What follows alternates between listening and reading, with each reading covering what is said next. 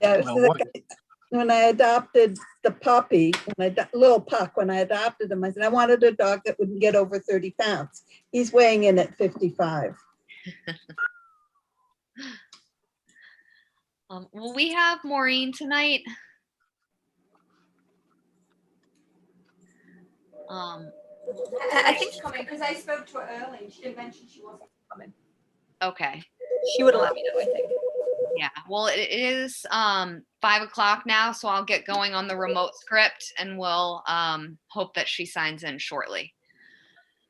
So as a preliminary matter, this is Ashley Erisman, Chair of the Nantucket Conservation Commission. Permit me to confirm that all members and persons anticipated on the agenda are present and can hear me. Members, when I call your name, please respond in the affirmative. Mark Beal, Yes. Seth Engelborg, Here. Erisman here, Ian Golding, Here. Dave LaFleur, Present. Joe Topham. Here. Okay. Staff, when I call your name, please respond in the affirmative. Jeff Carlson, Present. Joanne Dodd. Present. Anticipated speakers on the agenda, please respond in the affirmative. Looks like we have RJ Turcott, Present. Art Gasparo, Here. Brian Madden, Here. Ryan Maxwell, Here. Emily Molden, Here. Paul Santos, Here. Mark Ritz, Here. and Jean Crouch. I'm here. Okay. Good evening. This open meeting of the Nantucket Conservation Commission is conducted remotely, consistent with Governor Baker's executive order of March 12, 2020, due to the current state of emergency in the Commonwealth due to the outbreak of the COVID-19 virus. In order to mitigate the transmission of the COVID-19 virus, we have been advised and directed by the Commonwealth to suspend public gatherings, and as such, the governor's order suspends. Lost my place. The governor's order suspends the requirement of the open meeting law to have all meetings in a publicly accessible physical location. Further, all members of public bodies are allowed and encouraged to participate remotely. The order, which you can find posted with the agenda materials for this meeting, allows public bodies to meet entirely remotely so long as reasonable public access is afforded so that the public can follow along with the deliberations of the meeting. Ensuring public access does not ensure public participation unless such participation is required by law. This meeting will feature public comment. For this meeting, the Nantucket Conservation Commission is convening by video conference via Zoom app, as posted on the town's website, identifying how the public may join. Please note that this meeting is being recorded and that all attendees are participating by video conference. Accordingly, please be aware that other folks may be able to see you and to take care not to screen share your computer. Anything you broadcast may be captured by the recording. All supporting materials that have been provided members of this body are available on the town's website unless otherwise noted. The public is encouraged to follow along using the posted agenda unless I note otherwise. We are now turning to the first item on the agenda. Before we do so, permit me to cover some ground rules for effective and clear conduct of our business and to ensure accurate meeting minutes. I will introduce each speaker on the agenda. After they conclude their remarks, I will go down the line of members, inviting each by name to provide any comments, questions, or motions. Please hold until your name is called. Further, please remember to mute your phone or computer when you are not speaking.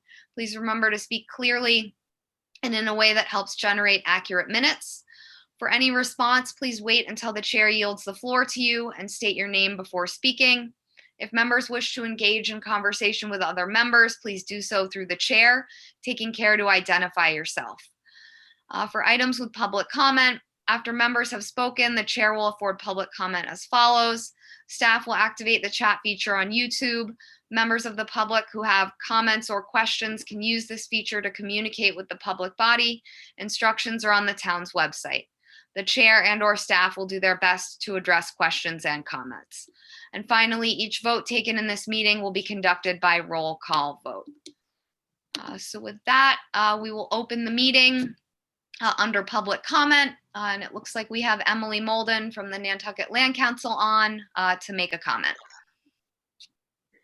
Thank you so much, Madam Chair. I am Emily Molden from the Nantucket Land Council, and it is nice to see you all this evening. Thank you for the opportunity to speak here. I wanted to take a few moments to just share some comments on a few recent events regarding the appeal of the Commission's denial under the bylaw for the expansion of the GO2 project out on the Sconset Beach. We received word last Friday that the Commission had signed on to a motion with SBPF, the appellant, to postpone the Superior Court's scheduled site viewing, which was meant to be yesterday, and along with the hearing itself, which was scheduled to begin this morning. The Land Council worked in collaboration with the Nantucket Coastal Conservancy and the Greenhill family, and we actually took a pretty unusual step at writing and submitting a letter directly to the Superior Court judge expressing our concerns with this motion. I'm not sure if some of you will have seen it yet. I believe Deanne had submitted it this morning, and I think that staff will be providing it to you guys at some point in the near future if you haven't already seen it. The motion that was submitted to the court had identified that the currently underway Arcadis-Baxter Road feasibility study was one of the main reasons that the hearing had been postponed.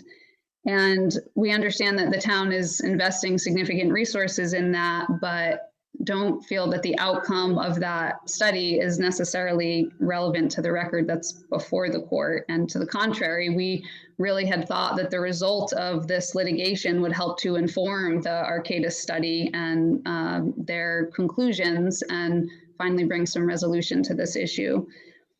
So I certainly don't anticipate to get any direct feedback or response from all of you. I understand that this was something that was discussed under executive session and a decision that was made with town council.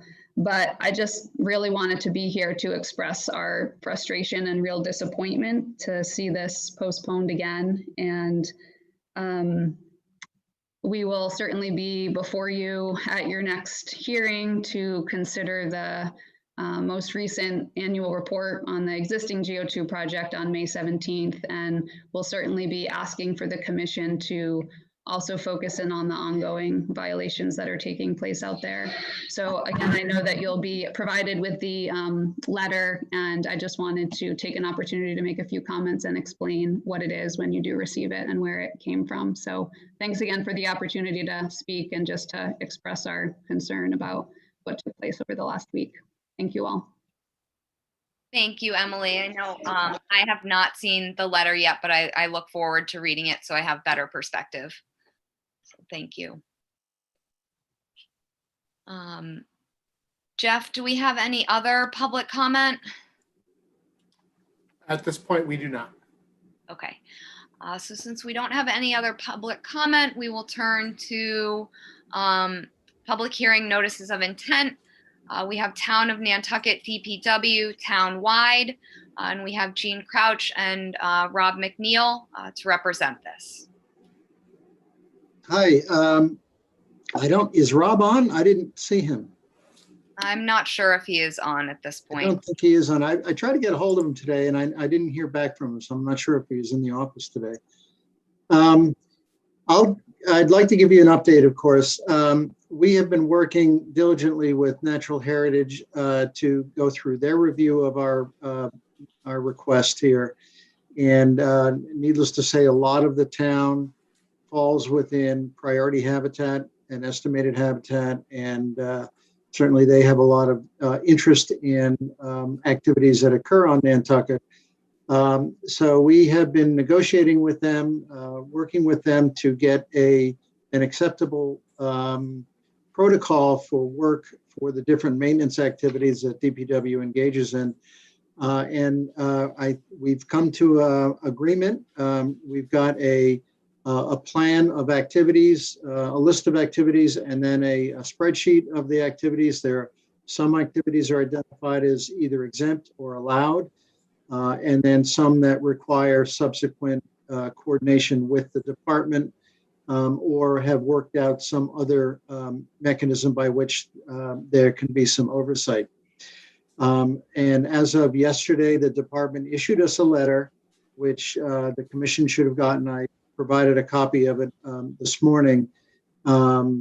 Issued a no-take letter, so that allows us to overcome that hurdle of getting through review with Natural Heritage. It allows now the commission to go ahead and issue an order if you so desire.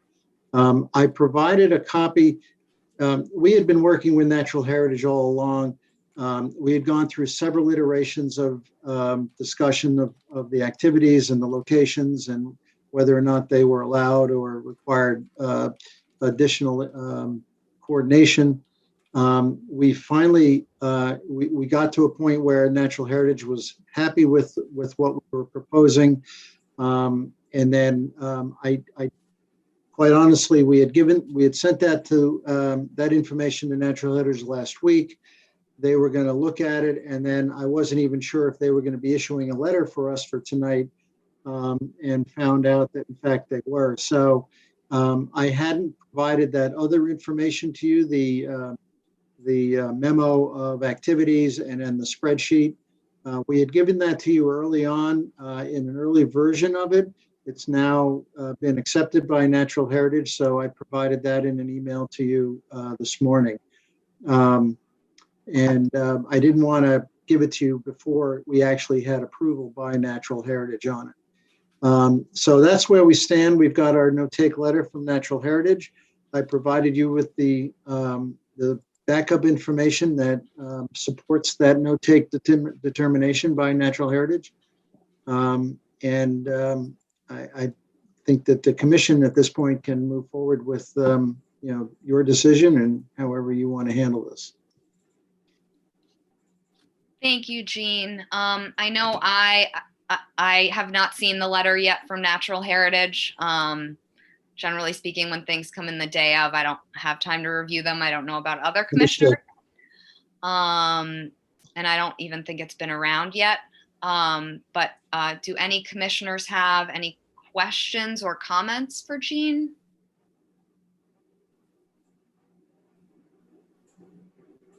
Looks like no.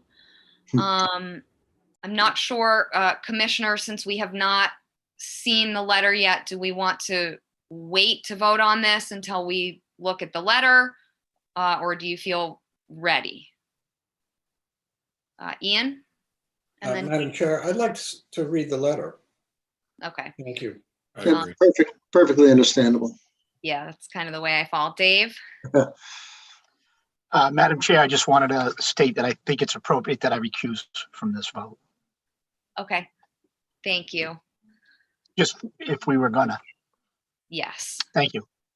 thank you for letting us know. So I know I would like to see the letter too and just have a little time to compare it to your actual project. Mhm. It sounds like Ian would as well.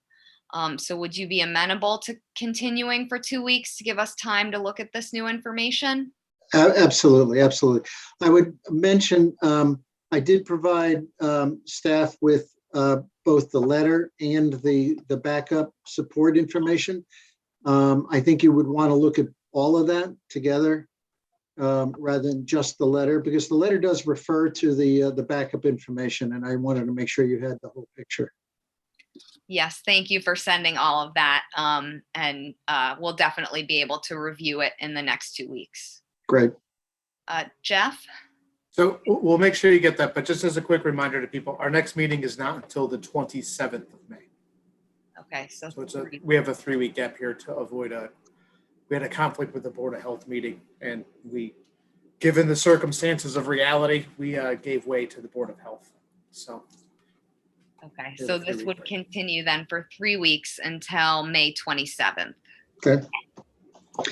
If in the process of the commission's review, if you have any questions about it, feel free to send me an email or have Jeff give me a call, and we can work out any questions that you might have. Yeah, that's a great point. So if commissioners have questions, they should probably send them through Jeff. and then they'll be part of the record. Your reply will be part of the record. Right, that way, I mean, we've got a little longer time. If there's something that needs to be addressed, we've got time perhaps to do it before the next hearing to make things move along. Yes, definitely. Because at this point, I know we've carried this over for a while, and you guys are probably ready to close this one. It's complicated. It's a complicated project. It deserves a review. Yes, definitely. Well, thank you for being so understanding, and this will continue until May 27th. Great. Thank you very much. Thank you. Good evening. You too. And I'm realizing I didn't read our continuances. So the following are continued this evening. Town of Nantucket DPW Surfside Beach is continued until May 27th. Nantucket Islands Land Bank, all land bank properties is continued until May 27th. Randolph G. Sharp Jr. Trust at 49A Meadowview Drive is continued until May 27th. I believe that's it for continuances. And we will then move on to Nantucket Islands Land Bank, Matacasham Valley Road, represented by Art Gasparo. Thank you, Madam Chair. I'm before you tonight with the application that we presented at the last meeting, which was for a set of seasonal beach stairs in Matacasham to access the beach. We were waiting on Natural Heritage's review, which we have received, a letter of no take. And again, just in brief summary, these would be seasonal aluminum stairs. And I'd be happy to address questions or concerns that you might have. Thank you, Art. Are there any questions or comments from commissioners? Looks like no. Jeff, do we have any comments from the public? Okay. Do we have everything we need to close? I'm assuming we do. Art, would you like to close? Yes, please. Is there a motion to close? Motion made by Dave, seconded by Joe. So by roll vote, Beal, Aye. Engelborg, Aye. Harrisman, I, Golding, Aye. LaFleur, Aye. Phillips, Aye. Topham. Aye. Right, that carries unanimously. Thank you, Art. Thank you. And that moves us on to Sweet Meadow Sylvia Lane LLC at 74 Westchester Street. And this is represented by Paul Santos. Thank you. On behalf of the property owner, Sweet Meadow Sylvia Lane LLC, this is a notice of intent application for work on an existing developed residential lot located at 74 Westchester Street. About half of the commissioners, I believe, sat through a number of hearings many years ago on this project in which we did some restoration work or had approved some restoration work, some remediation work, and an invasive species removal plan for the property itself. The property is located on Westchester Street. It is bordered by a wetland to the east, to the south, and for the majority of the property on the westerly side also. It is an upland piece in which both the 25 and 50 pretty much engulf the majority of the property.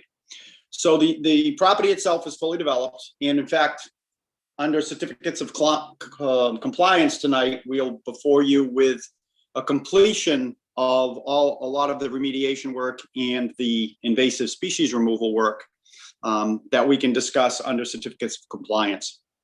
The property has changed hands a few times since our original application. The current owner has been there for approximately a year or so, I believe, and would like to do some work on the property, hence the notice of intent. So I'd like to just walk through what the proposal is before you here, and then we can talk about the certificate of compliance, I guess, later on in the meeting. First item is the applicant would like to replace an existing Rose of Sharon hedge with privet. This occurs at the edge of the existing driveway on the westerly side of the property.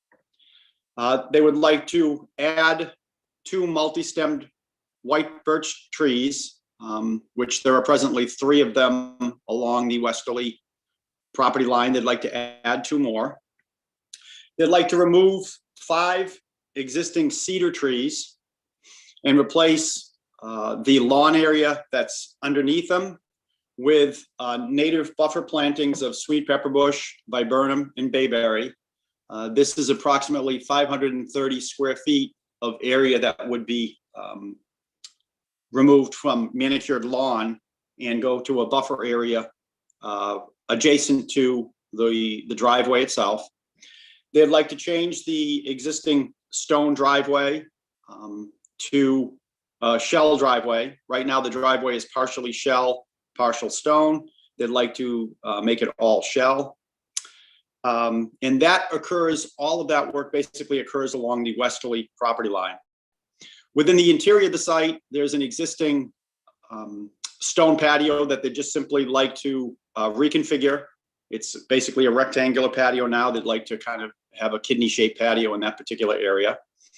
And there is an existing berm that was in front of the porch area on the secondary dwelling that they'd like to just remove that berm and relocate a propane tank closer to the driveway for easier access for service and filling of the propane tank. And then within that area, there'd be another stone patio that would be associated with the secondary dwelling. That berm area had some invasives removed from it under the prior application. The west side or the east side of the property is part of the prior application was a lawn area that was eliminated and replanted with little blue stem grass. That area will be maintained and has been maintained by the current owner. And so that easterly boundary line between the wetland and the dwellings is basically a replanted and what is now a healthy little blue stem grass meadow. The southerly portion of the property, no work is proposed. That was the area in which the invasive removal took place, and there were buffer plantings in that area too. So for the most part, at the end of the day here, both the east and west property line and the southern property line has been developed with a more favorable buffer zone between the wetland and upland regime on the property. Interior of the site continues to operate as it always has. So I'm happy to answer any questions that you may have, and we can go from there. Thank you, Paul. Looks like Seth has a question or comment. Thank you, Madam Chair. I do have some concerns related to the plant landscaping aspects of this project. I think that, looking at replacing Rose of Sharon with privet, you're talking about a planting that occurs within the 50-foot buffer zone. Both of those are non-native plantings. So if anything was going to be replaced, I would support moving from Rose of Sharon to a native planting, but moving to another non-native planting, it makes more sense to just leave the Rose of Sharon there to minimize soil disturbance. Additionally, with the 5 cedars that are discussed, I think the plants proposed to be substituted with those cedars are fine. They're productive native species, but I think those cedars, being mature trees, have much of a higher level of ecosystem services. To remove them so close to the wetland, disturb the soil, plant new, younger shrubs is not really productive for protecting our interests. And then lastly, the white birch that's proposed. White birch is native throughout most of Massachusetts, but not Nantucket. And I know there's already some existing. I don't know if that was just missed at the earlier application. But, there are other species that are very similar to white birch that are found natively on Nantucket that I think might be a little bit better fit for this area.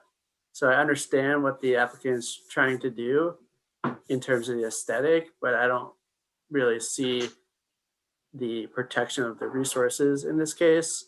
The driveway, changing the material, and the porch and the propane tank, I don't see any issue with that, just refining the actual landscaping part of it in terms of the plantings. Thank you, Seth. I know I had concern about the cedars primarily when I was looking at this, and I was hoping maybe Jeff or Paul can bring us through like the history of this site a little bit, because when I went through, I couldn't remember back exactly what happened. And from my memory, they had like enforcement issues, right? Or encroachment issues. And that's why they now have this extensive buffer planting. And maybe there was like 2 rounds of enforcement.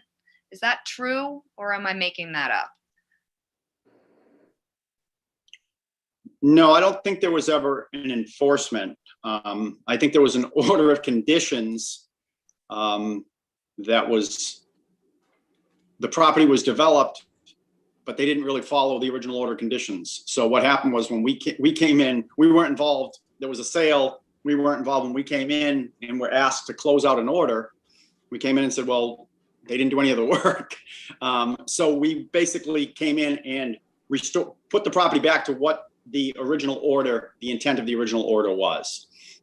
This was a property that had been in a family for a number of years. It was permitted and developed, for the primary and the dwellings. The dwellings had existed, but what they went in and they renovated that front dwelling with an order of conditions that was not followed to the original order. So that's how we came up with the restoration for the entire property. But any of the work kind of that we're talking about now, the I guess that planting area, the cedars had always been there, the lawn had always been in that particular area. If you remember, Ashley, there was a lot of back and forth on that driveway, on that gravel driveway. I think originally was kind of the main sticking point on that last application. And a lot of it, the restoration work that had to do with the fact that we left that driveway in place, had to do with the complete restoration of that easterly property line with the little blue stem grass, because that was a manicured lawn over in that area. Okay, yeah, that's very helpful. I do remember the driveway, and I was thinking it was enforced upon, but really it was just they needed to come into compliance. So thank you for catching me up or reminding me of that. I appreciate it. Any other questions or concerns, Maureen? Yes, through the chair, partly to Seth, I guess, but also to Paul. I also noticed those big cedars, and knowing that mature trees are, so valuable to the ecosystem. Is there, and it just may not make sense, and I haven't seen the site, so I'm guessing they're being removed because of aesthetic considerations. And I'm wondering, though, if there's a way to keep some of them. I mean, I just don't know if that's viable or what have you, but the fact that they are right next to the wetlands and are part of that, so close a part of that ecosystem, I hate to see them all go. And I'm wondering if there can be any compromise, because otherwise I would think they would be very important to stay. And if the only reason to move them is the aesthetic, I would vote for the environment over the view. So is it feasible to cut the baby in half? Well, Maureen, so there are 4 of the cedars that still would be left in place. It wasn't a complete removal of the cedars. So on the southerly portion, you'll see there's a 15-inch, I think 2 15-inch diameter, 3 15-inch diameter, and an 18-inch diameter on the southerly end that would be left in place. It was kind of the area west of the driveway in which those cedars would be removed. I think there's I believe a supplemental in your package, there might be a supplemental sheet that we had centered or submitted. And the cedars, I think you see in that photo, you can see the cedars at the far end, which those would be left in place. It's the ones closer along the edge of the driveway further up, but you kind of can't really see the far ones, I guess. Okay, but the ones to the far left would remain, but these 5 that are closest to us, if you will, moving from left to right, are the ones that would be taken down. Correct. Okay. Correct. So, all right. I mean, I will say that the current owner of the chain of title that we've had on this particular piece of property, the current owner has been very good. I mean, with regard to the little blue stem grass, with regard to the invasives and stuff, she's a good steward of this property. And this is a challenging piece of property, quite honestly. For those of you who saw what it looked like when we maybe started and see how it is now, it's dramatically different, and it's utilized differently than it had been. I'm happy to go with her with comments from that we've received so far. I mean, I'd like to hear the rest and see if there's anything else to discuss. And we can, now that we have a little bit of input, we can go back to Ellie and say, listen, these are the comments, and let's and see what her thoughts are moving forward. I'm sure there's a compromise or what her goals are for the property, and we can and go from there. So. Thank you, Paul. We appreciate your willingness to be cooperative. Yes, thank you, Paul. Seth? Thank you, Madam Chair. Just a few follow-up comments that may aid that process. I know in the application, they're just referred to as cedars. I'm assuming they're the native eastern red cedar, but maybe getting a species ID, because if it's an ornamental cedar, I have much less of an issue removing it. Okay. And so just making sure it's Juniperus virginiana, the eastern red cedar, would be what we're looking for. And okay. I think if this was outside of the 25-foot buffer zone, I wouldn't have an issue with it.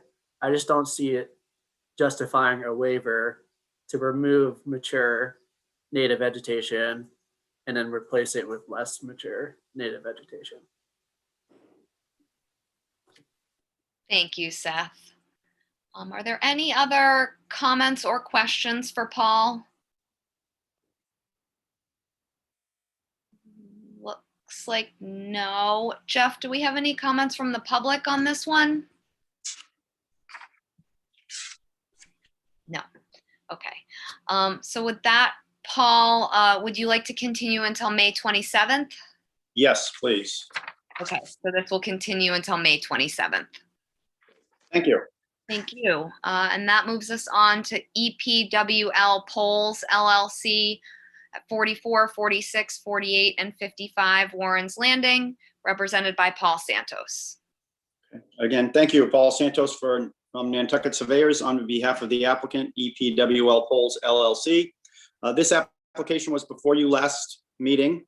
This is the voluntary removal of the existing overhead pole line that exists from Warren's Landing Road and then down Eel Point Road.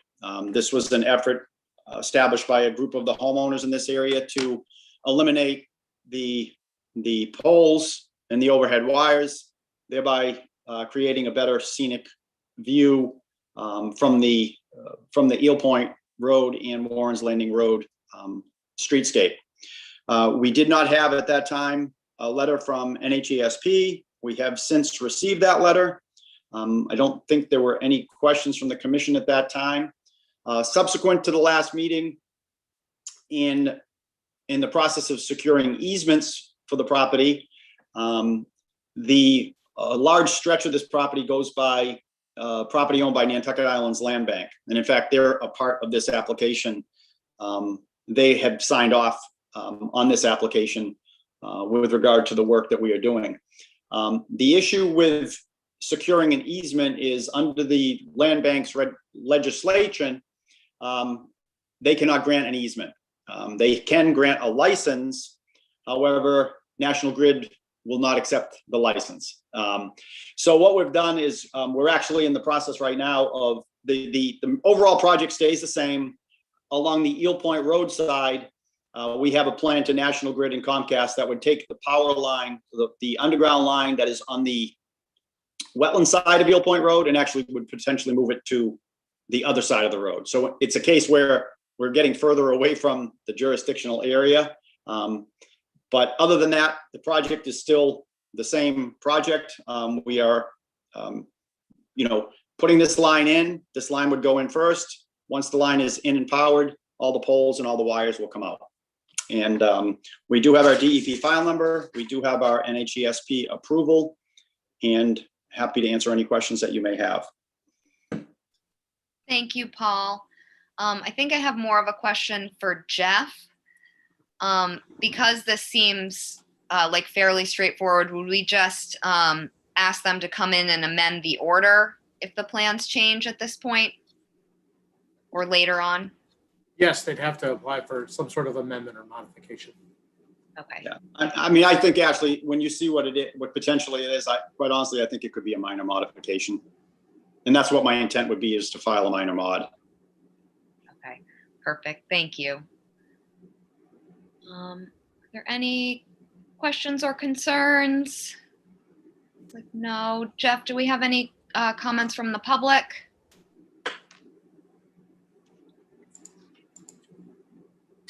No, we do not. Okay, and we have everything we need to close? I'm assuming yes. Paul, would you like to close? Yes, please. Is there a motion to close? Also move. So motion made by Mark. Is there a second? Okay. Seconded by Joe. So by roll vote, Beal, Aye.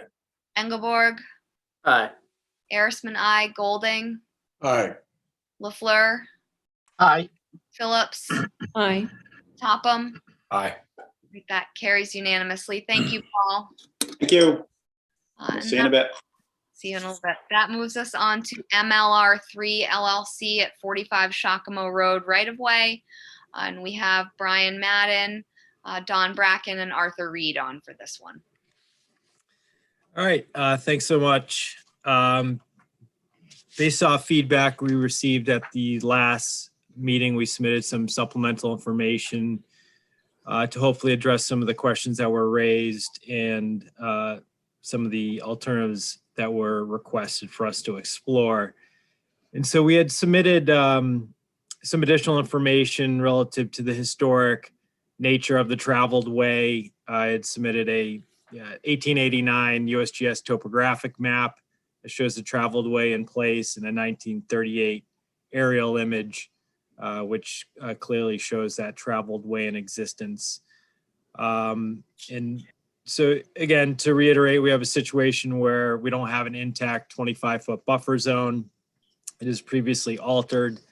In approving the pruning work through the order of conditions issued in 2019, the commission did recognize that the waiver under 103 F3B, they noted the existing and historic condition of the traveled way and the previous altered nature of it. And to reiterate, we are not proposing any improvements on the north side. The 1 to 2 foot expansion, we provided additional plan to hope illustrate that a little bit more clearly, is all on the south side away from the resource areas. During that work activity, erosion control barriers will be installed on the north side. We're not proposing to disturb any vegetation on the north side. That slight berm on that north side is going to be retained to keep the runoff within the traveled way, and it can be pitched away from the resource areas.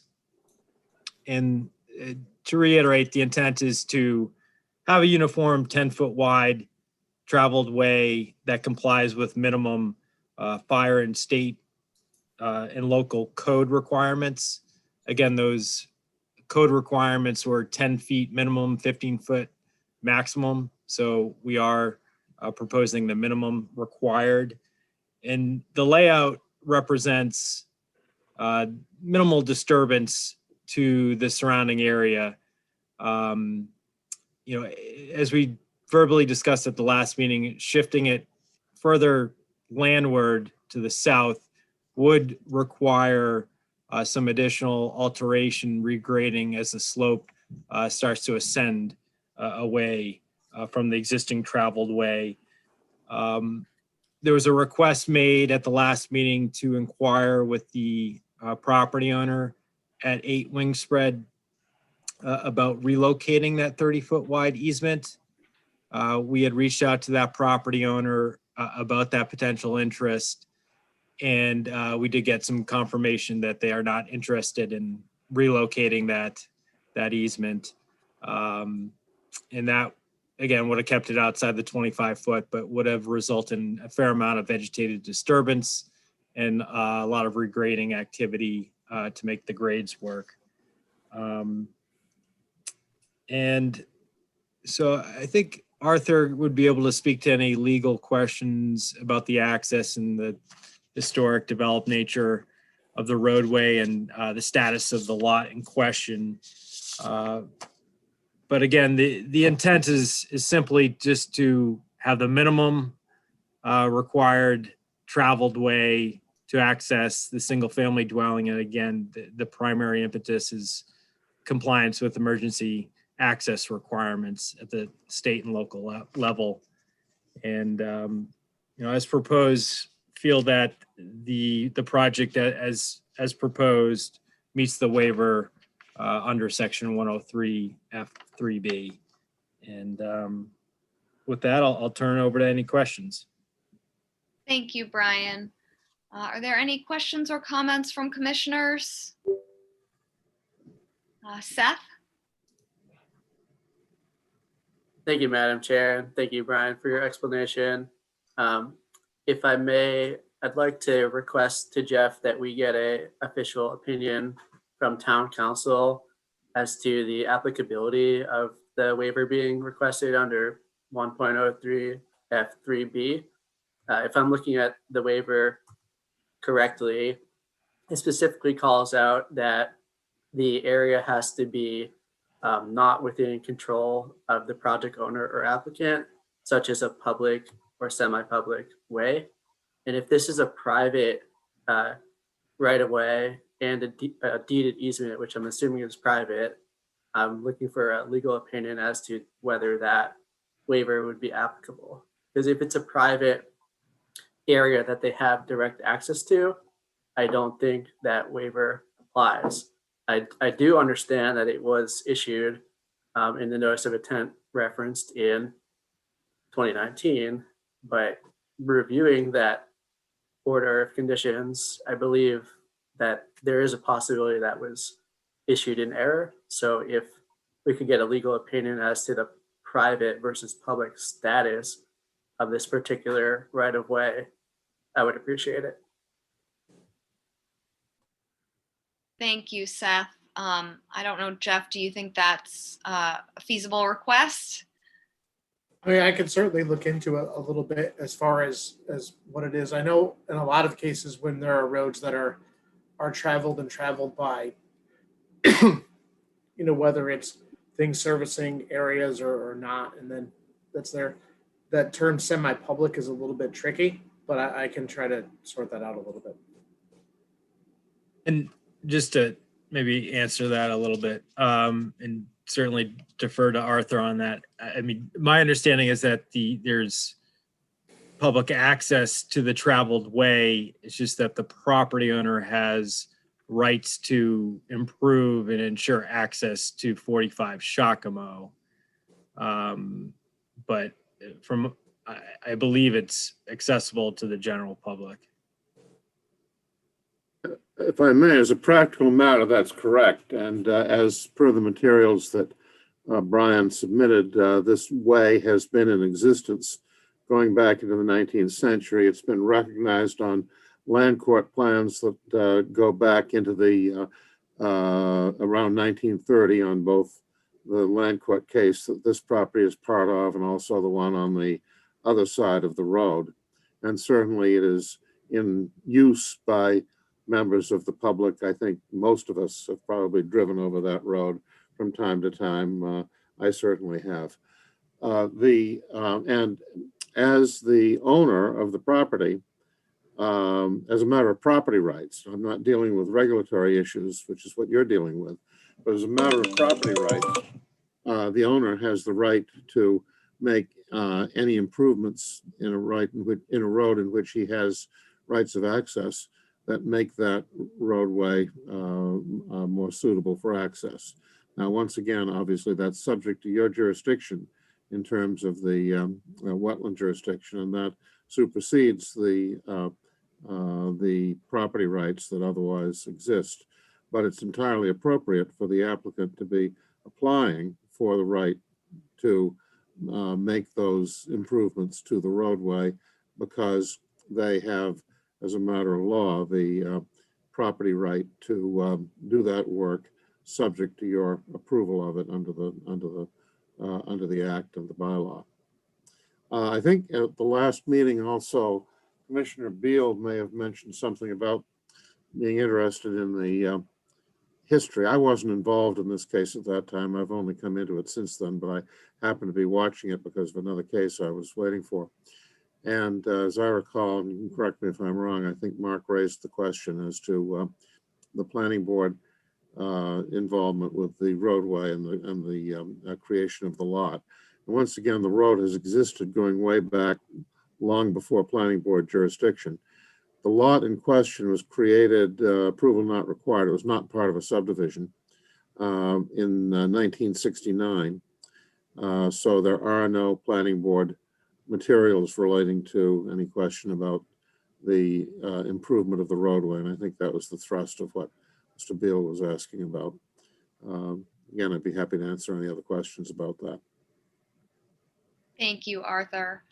And I really appreciate the historic photos, but at the same time, I feel like they just highlight that Nantucket needs to come to terms with current development, because those roads, there's no development there. They're not thought through, and even if it's this one property owner that's ultimately going to access the site, I think we've all seen construction sites on Nantucket. So just to build that house, there will be a tremendous amount of truck traffic going through there. And I think that's, one of the reasons that the commission has kind of requested to move the road. And I'm appreciative that you have gone through these steps and asked for a different easement, and it's been denied. I think that helps us allow you to make the improvements you need to make more easily. But I do think that, again, the roads that Nantucket put in historically, they just don't work with current development practices. And I do think that we need to be thinking about moving some of them if possible in the future. Seth, did your hand just go up, or am I making that up? Yeah, it did. Just a few things to elaborate on. I'll admit my question is very much a technical one, and I will confess it's beyond my expertise, but just because something historically has existed for 150 years at this point, and there's been a history of people using it, that's not the same thing as meaning that it's a public way. There could just be a history of people using it without permission for a long time. So I think I'm really just asking for a technical legal opinion as to what the status of that right of way is.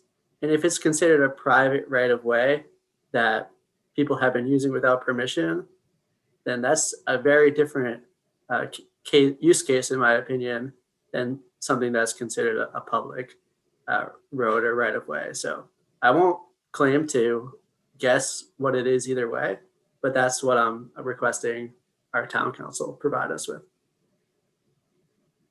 Thank you for clarifying, Seth. Joe? Yes. So if you go back to the old photos, say, we'll take Hubbard Ave, there are houses that are there. There is no vegetation around.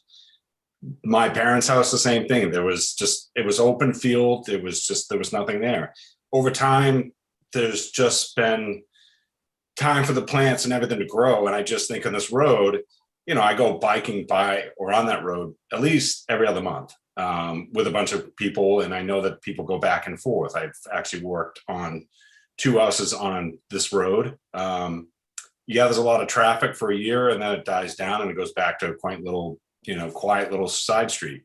But everyone does have to go over these other properties, so I think that's where the public comes into the play. And I think that if, say, it was developed or there was a house there earlier, I think that, the homeowners would have said, let's just maintain it, break it back and go.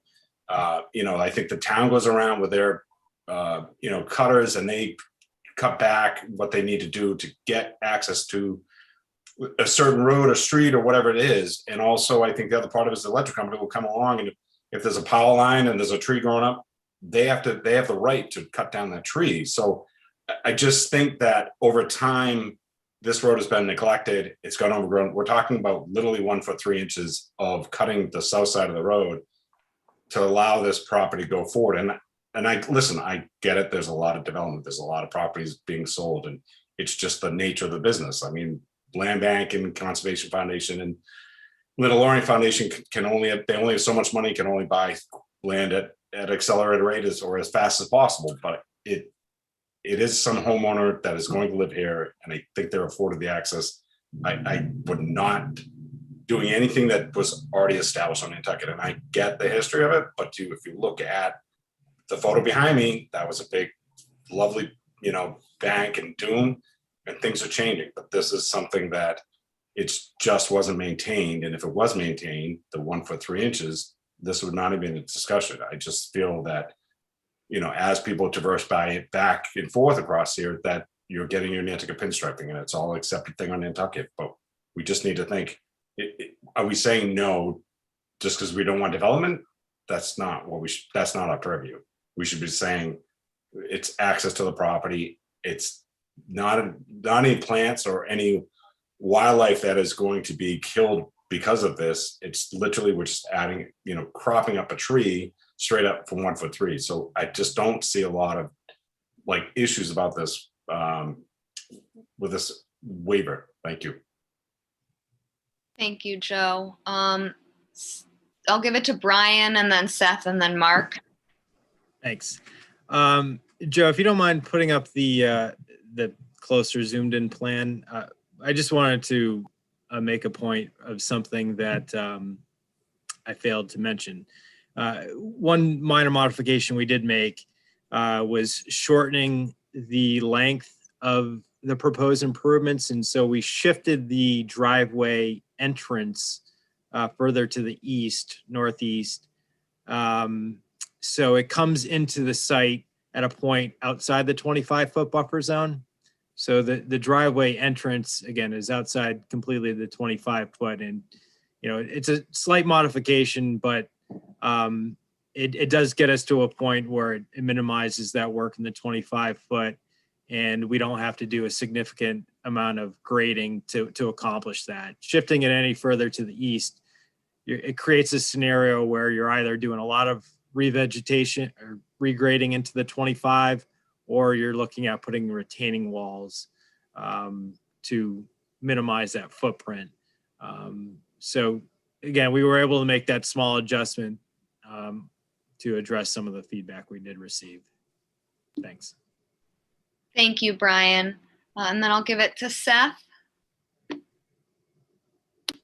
Thank you, Madam Chair. And I hear loud and clear everything that Joe Topham's saying. My points here have nothing to do with development, pro-development or anti-development. They have to do with a very technical understanding of when our waivers can be applied, and making sure that we only apply waivers that are applicable to projects. And if the opinion comes back and says it's a semi-public way, I don't see any issue with them moving forward. I want to make sure that we're not overextending that waiver into an area where it's possibly not applicable. That's really all I'm saying here. And also, I know originally there had been a waiver request under Section A of that same section, the no adverse impacts, no reasonable alternatives. I do think that waiver cannot be met I think that, it's 1 foot 3 inches, but you're talking about removing vegetation, compacting soil, increasing runoff so close to the wetland buffer. I think there's going to be adverse impacts. So if the legal opinion says it's semi-public way and that the waiver is applicable under section B, at the next meeting, I'm more than happy to close the hearing, but I'm not comfortable closing the hearing without an opinion on that. Thank you, Seth. Mark, you had your hand up. I did, Madam Chair, thank you. At the last meeting, I drove my full-size Jeep Cherokee down to this site and turned around the driveway and then drove out. No scraping, no problems. I would ask Arthur Reed, in his opinion, would the planning board deny a permit for a single-family dwelling in there based upon the road? You mean a secondary dwelling? No, a single-family dwelling, one dwelling. They could, based upon the fact that, and of course, this comes into the question of whether the this extension of the roadway is a driveway. And in the provisions of the zoning bylaw relating to driveway access, there's a minimum width of 10 feet. So I think that the issue is that there is not at the present time a constructed access, which is what they require, of 10 feet into the property.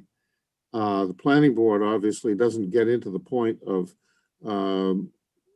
issuing permits for a primary dwelling that only comes up in the case of a secondary dwelling, so they wouldn't actually be involved in the process unless an application were brought before them for a waiver of the requirement. But the building, which would be discretionary, the building commissioner and zoning enforcement officer actually would, in the first instance, along with the DPW application for a driveway access, so-called curb cut permit, are where the issues would come up. But the bylaw does definitely require a minimum, as I say, of 10 feet for the issuance of the permit. Thank you, Arthur. Are there any other questions or comments from commissioners? Okay. Well, I know Seth would like more information just for other commissioners' perspective. Jeff, do we have everything we need to close this one? You have all of the required information, yes. Okay.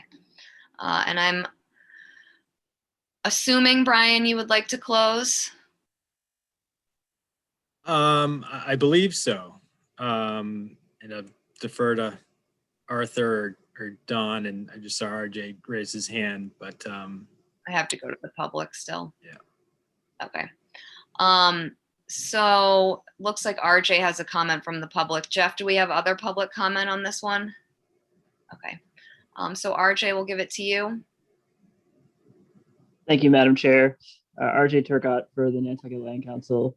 I think the commission should seriously consider and look back at the correspondence with the fire chief. The fire chief was asked a very specific question and gave a very specific answer.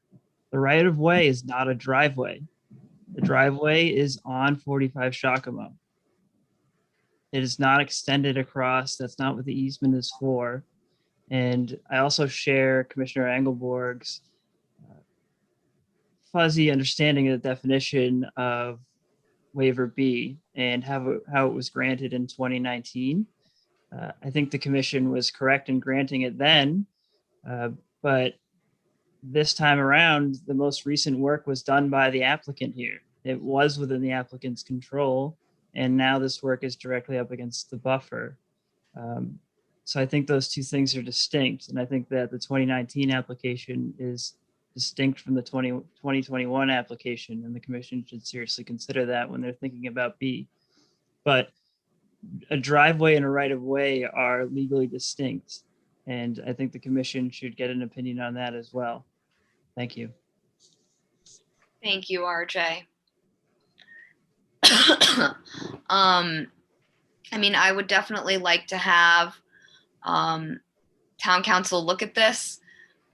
I'm just concerned that that might not be realistic for us. But Jeff made it sound like he can at least ask for maybe the next meeting. So just to kind of review that process with everyone really quickly, I request an opinion from the town manager, or request, legal services from the town manager, and she can authorize that. Probably to look at the status or how we define public and semi-public roadways. Before I get to that point, I'll probably reach out to Andrew Vors, our planning director, who deals with this a lot more than we do. He may be able to provide that answer with some case law or something behind it without having to use town council directly first. So I'll probably start there, because that way, if he can answer that question, we can get that information to people. If he can't, that makes a better case for me to go to the town manager and say, we're looking to get that opinion. So that's usually something that's asked of us, is whether we've sought it out before we ask for town council to come in, if we've exhausted other resources. So we'll probably start there in that process.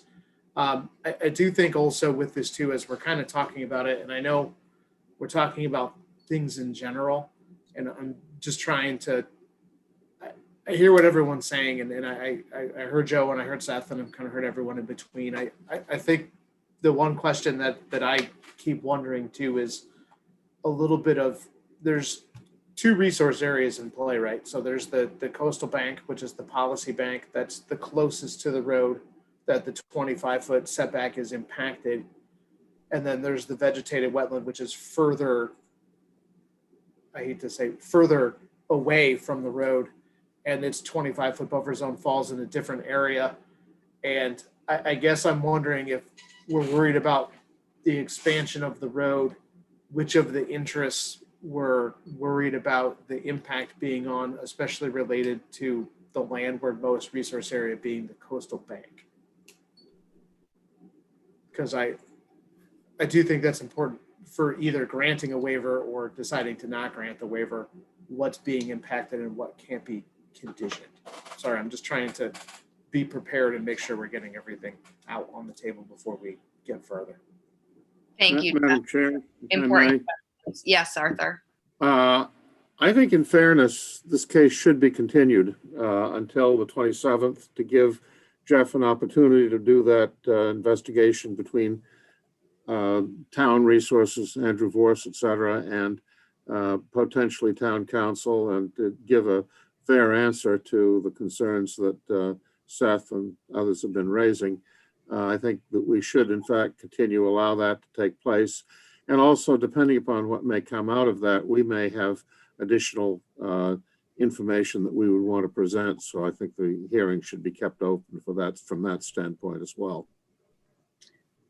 Thank you, Arthur. I really appreciate you allowing us the time to research these important issues. That makes it a lot easier.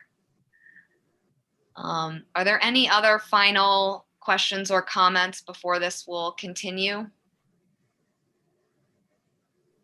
Looks like no. So this will continue then until May 27th. And thank you, everybody, for your thoughtful comments and questions, and for allowing us to continue tonight. Thank you. Thank you.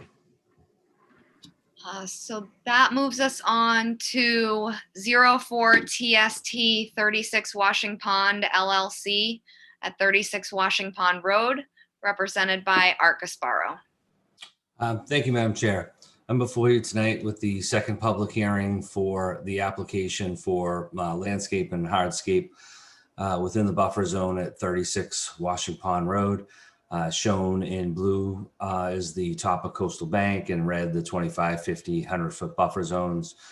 And part of the discussion at the first hearing centered around a proposed elevated walkway to access the existing beach stairs. We provided revised plans and a letter to you, which removed that structural element and converted it to to just a walking path. Those stairs were formerly served also by a grassed area that existed through much of that 25-foot buffer zone. So at this point, as much as the applicants and owners feel that the boardwalk would best serve to protect the interests, they really don't, they heard what the commission had to say and have made this change. We were also waiting for natural heritage sign off, which we've received. So I hope that addresses your concerns, and I'm happy to address any questions that you may have. Thank you, Art. Are there any questions or comments from commissioners? Seth, and then Mark. Thank you, Madam Chair, and thank you, Art, and to your client for making the change. The only one thing that I would request to see change, it's a minor change, but within the 50-foot buffer zone, where 50 to 100-foot buffer zone, where the boardwalk still is, there's kind of like two sections that kind of come up next to each other. And I was wondering if we could just have it be one solid section to minimize the surface area of that boardwalk. So rather than having that step back jagged pattern, just one straight section, slightly minimizing the footprint. Art, do you think that's a possibility? I'd have to go back to the clients for that. I don't think I could really, agree to that change. I would just try to say that, as you can see from the overall site plan, they've kept all of the structures, the actual houses and everything else out of your buffer zone. And the fact that we do have a detail that we included, that it would be an elevated walkway. I just respectfully, I'm not sure that such a small jog in a walkway like that really is going to have a material adverse effect or impact on the protected interests. So I would hope that that could be left as proposed. Thank you, Art. Mark, you had your hand up. I did, yes, thank you. I just wanted to thank Art for changing the plan from a walkway to a path. And I support Seth's comment on having it be all path all day, but meeting us at least halfway was a good beginning, and I like that a lot. And thank you, Art, for that. Thank you, Mark. So Art, I just had one question, and I think it was maybe when I was reading through the packet, the section of path from the 50 to the aluminum stairs, that's not going to be like sodded path, right? That'll be like mowed vegetation to be grass. It just worries me that they might be trying to like put down topsoil and establish grass there. So they're not aluminum stairs. There's an existing set of timber stairs. And the idea would be that it would be a maintained grass path, because a lot of the concern that these applicants have is that they have elderly parents that they want to be able to, even if they can't get down the stairs, be able to get to the top of the bank, look out over the sound, and they need to have a stable surface, crutches, walkers. This is what they've brought up to me as part of the justification for why they really were wanting to come back with the boardwalk. And I, explained the position of the commission with respect to structural elements. At the same time, they do have a need, and that need is that there is a stable walking surface, which, because of the nature of that particular type of a buffer zone, where it is more of a soft sand type of a sediment, I do think that they would propose to have, very limited, again, I think in the overall scope of the area of this property, and given the pre-existing conditions to some extent that were lawn in part of this buffer zone, that having a 4-foot maintained grass path. And that's why the landscape architect did, I believe, label it as lawn. We didn't want it to be misconstrued, but they are looking for a stable walking surface, and it's very important. Okay, so that kind of brings me to a second question. And I thought about this at the last hearing before you guys came back with lawn. Because this is probably seasonal access, would they be amenable to putting down a more stable surface like they put down at Jetty's Beach that's removable after they're not there? So it would be a hard surface for the season that it's in use, and then you can remove those mats. So you're not establishing lawn and needing mowers, and ultimately all the landscape companies are going to fertilize even if they're not supposed to fertilize, because that's the way they do it. And if you're establishing lawn, it would need irrigation up there, and other things we don't necessarily want. I'm wondering if there can be, I guess, a further compromise with maybe some removable matting. And I don't know if they'd be willing to look into that. So I can tell you that we had a lot of discussion about what our alternatives might be in here. And that included whether or not a seasonal type of actual boardwalk, what if the boardwalk that was elevated walkway that had been proposed was seasonal in nature. And I think that I have the same concern that you ultimately are more likely to have a greater impact from the activity related to installation and removal on a seasonal basis of whether it's structural elements, or then even if we start to talk about some kind of, I think you'd be referring to like what's known as a Moby mat or something like that gets, rolled out and then rolled back up. What if it doesn't go in the exact same spot? Are you covering up other vegetation when you do that? My feeling would be your interests would best be protected by this very limited size path that just exists and doesn't change. In other words, when you look at the overall square footage of the property, for example, within the 25-foot buffer zone, you'd be talking about 100 square feet, 4 foot by 25, and certainly I could.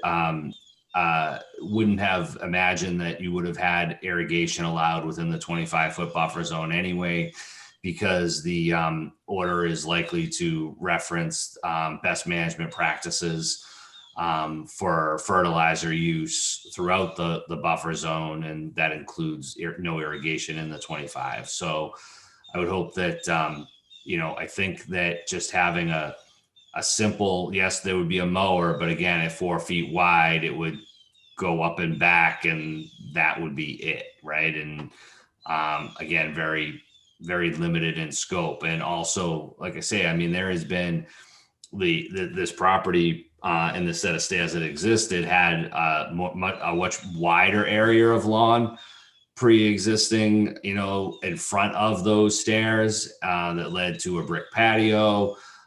Again, all of this overlaps the two properties at this point, but there's been extensive restoration, of the 25-foot buffer zone. I believe as in this area that they're looking at planting upwards of 30,000 beach grass plugs.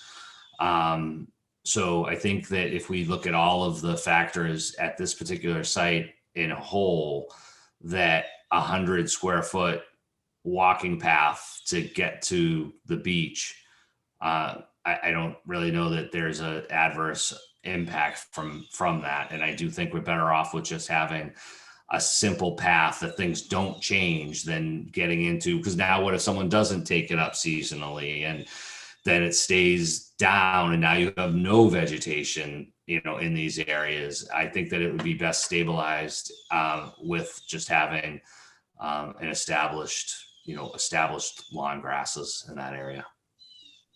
Thank you, Art. I appreciate your explanation, and I don't want to kind of hammer you on it, but they're not going to be able to establish lawn in the 25 without irrigation. It's just not realistic, I don't think. And that just makes me nervous for this part of the proposal. But I hear what you're saying. Otherwise, I think there would be ways to mark the sides of the path with either wooden markers or posts so that Moby mats stay in between the area. But That is something that the client and whoever works for the client, who'd be going through these activities would have to agree to. Seth, I saw your hand go up. Yeah, thank you, Madam Chair. And I certainly appreciate Art, your description of wanting a stable path. What about using something like stone dust or grass pave to put some of the structural support into the ground without having to, overseed it with grass? You could just do something like that and maintain the existing vegetation and maintain a solid path that way. I think grass pave has been used before on islands. I know it's been used extensively off island for accessibility work for all persons trails and things like that. It's essentially just plastic cutouts that get buried into the ground to hold the existing vegetation into place better. Thank you, Seth. Art, had you guys looked into anything like that? Yes, I mean, I've used grass pave and other applications. Again, my sense would have been that would have actually been more invasive and structural element, like within the 25-foot buffer zone, and then typically, than just having a small kind of natural walking. I mean, I get that because it's lawn, it's not completely natural, but in terms of native vegetation at the same time, typically those grass pave type, you end up loaming and seeding and having, they have lawn type grasses within them as well. A different surface, shell, stone, that sort of stuff. I think at that point now you're going to have to put in some kind of edging in order to likely retain that, right? Or it's going to kind of start spilling out and getting wider. Is that really less impact than a very limited sized, grass path? I guess is the question. And I think what we're really talking about is the last 25 feet, because that's the portion that's, essentially, wouldn't otherwise, is it an area of whether or not does that require a waiver because it's in the 25-foot buffer zone, or does that fall under the water dependent use that we previously discussed? I would say that it does, because how else are you going to get to a set of beach stairs that are water dependent? So we understood on the structural element and the precedent, but I would really hope that, given practice on Nantucket, the amount of projects that have been permitted with just a walking path for folks to get to the beach, that I feel like this is sort of being maybe over scrutinized without really, how does that 100 square foot on a 2-acre lot ultimately have, which protected interests are really adversely impacted or affected by that. I don't want to be argumentative, but I also think that this is, that it's something that is, the commission could approve without any harm to your protected interests. Thank you, Art. Ian? Thank you, Madam Chair. And so I don't think you're being argumentative at all, Art, and I like the compromise that you came up with. I would have thought that we could condition this so that, if necessary, fertilizer shouldn't be used within the area of protected interest, and go forward. Thank you, Madam Chair. Thank you, Ian. Seth? Yeah, I was just going to say as well, we'll put the conditions that we think are applicable to uphold the interests. And if the permit holder at that point doesn't think any of those conditions are going to be suitable for their client's use, then they can come back and try to amend the permit. So I don't think you're being argumentative, but I think we might have a discussion about fertilizer use and grass seeding and things like that. And those might be conditioned as not being allowed in this project. Thank you, Seth. Any other comments or questions from commissioners? Maureen? I have to say, I agree with what Ian said, and I am wondering, because I do appreciate the compromises that Art has been able to get from his client, and I am listening to the comparative numbers of the impact of this slight area. Is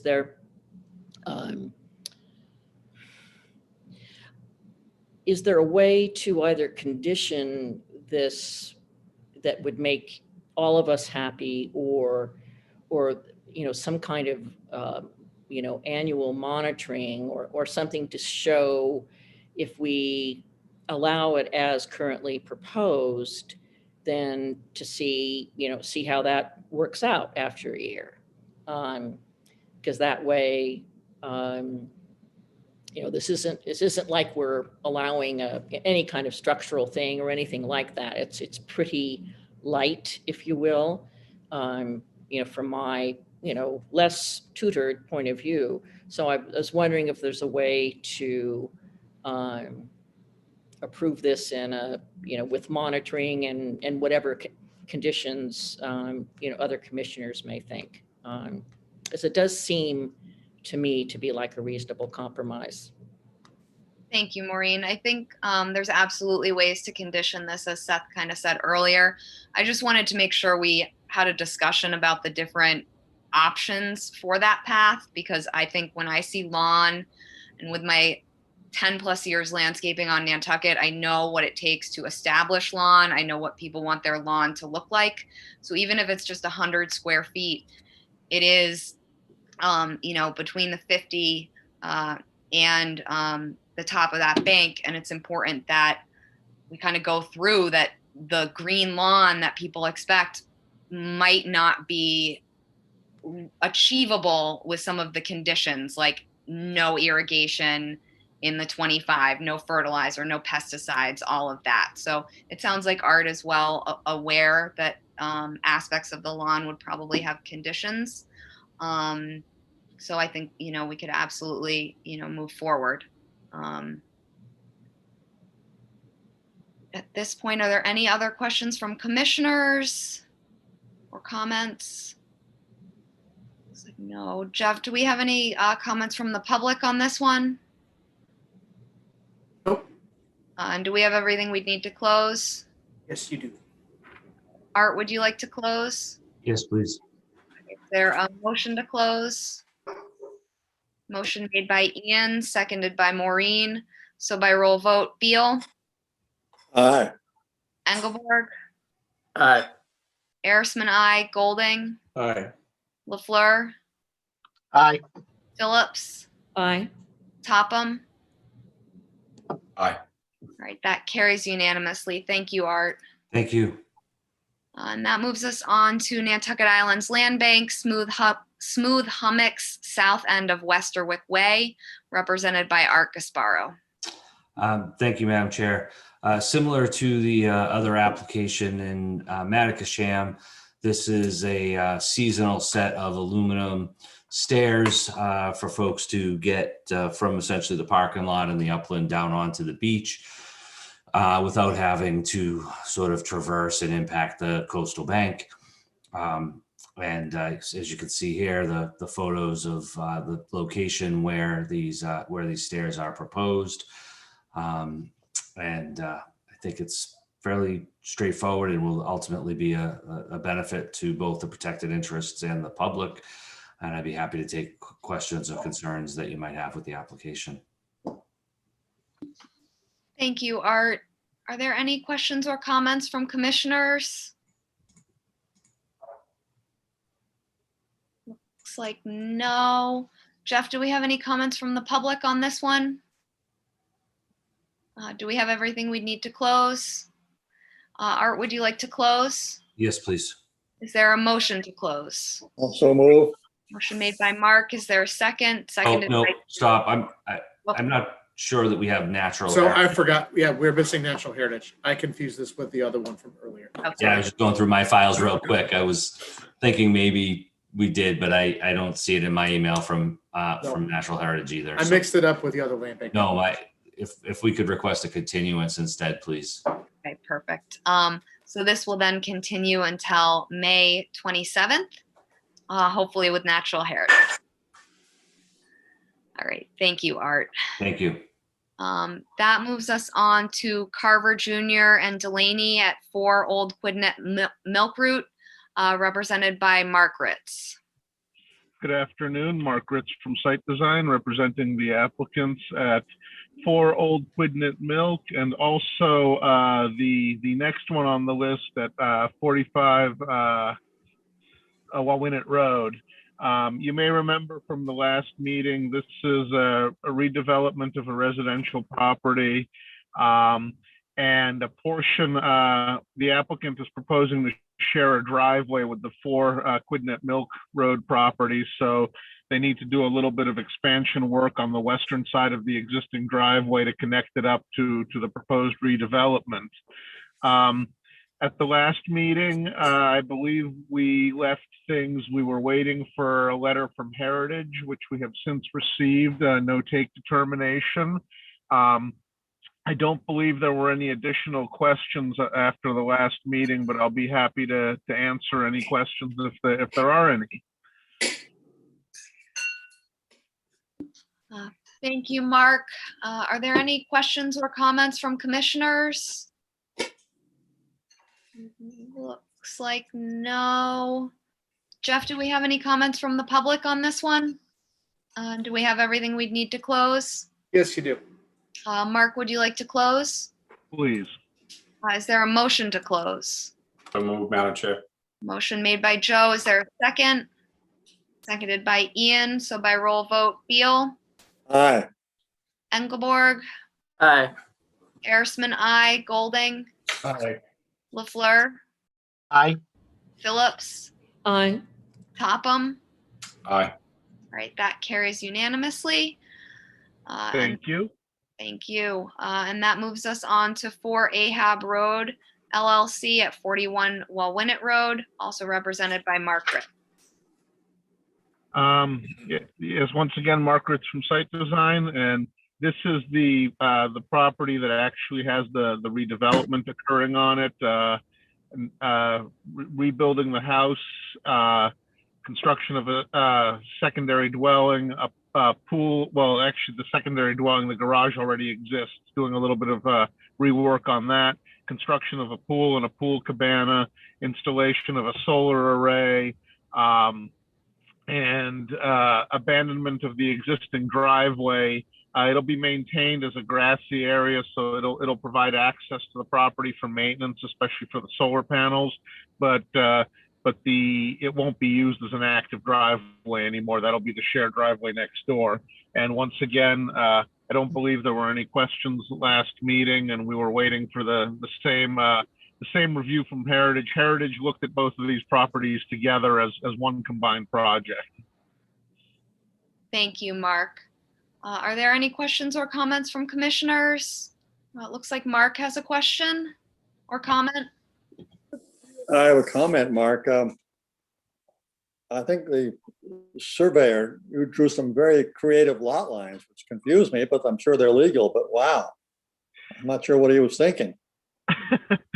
I'm not sure who did the lot line work, but yeah, they own both lots and common ownership, and they did some interesting stuff. I know some lot line work was done because they needed to get a septic system for the Quidnet Milk lot. And that's up by the road. So yeah, there were some interesting lot lines done at some point. Thank you for that explanation. Any other questions or comments from commissioners? Jeff, do we have any comments from the public? And you do have all of the required information for this one as well. Okay. Mark, would you like to close? Yes, please. Is there a motion to close? Motion made by Mark, seconded by Dave. So by roll vote, Beal, Aye. Engelborg, Aye. Arisman, I, Golding, Aye. LaFleur, Aye. Phillips, Aye. Topham. Aye. That carries unanimously. Thank you, Mark. Thank you. And that moves us on to Isaiah Troyman at 117 Orange Street, represented by Ryan Maxwell. Thank you. For the record, Ryan Maxwell with Bracken Engineering. This notice of intent is for the construction of a deck within land subject to coastal storm flowage and also within 100 feet of a wetland that we're approximately showing on our plan. As you can see, the deck's gonna sort of infill that area of the building and replace the stoop that's there now. It's a nice, simple application, but I'd be happy to answer any questions. Thank you, Ryan. Are there any questions or comments from commissioners? Looks like no. Jeff, are there any comments from the public? Not as of yet, but we do have all of the required information. I was just going to say, I know it missed the agenda, but they did issue the file number is SE 483427. Okay, perfect. Thank you. So Ryan, would you like to close? Yes, please. Okay, is there a motion to close? Motion to close. Motion made by Joe, seconded by Dave. So by roll vote, Beal, Aye. Engelborg, Aye. Arisman, I, Golding, Aye. LaFleur, Aye. Phillips, Aye. Topham. Aye. Right, that carries unanimously. Thank you. Thank you, Ryan. And that moves us on in the meeting to minor mods. We have Luxury Brands Incorporated at 100 Low Beach Road, represented by Brian Madden. Thanks so much. Based on the feedback that we got at the last meeting, we revised the plant list. We got rid of the magnolias, all the hydrangeas that were non-native. There was some catmint that I think got removed as well. They would like to continue to propose the privet up against Low Beach Road, the majority of which though is outside the 100-foot buffer zone, and certainly nothing within the 50-foot buffer zone. But all the remaining species are native, and they added some sweet pepper bush into the mix as well. And that's about it. Thank you, Brian.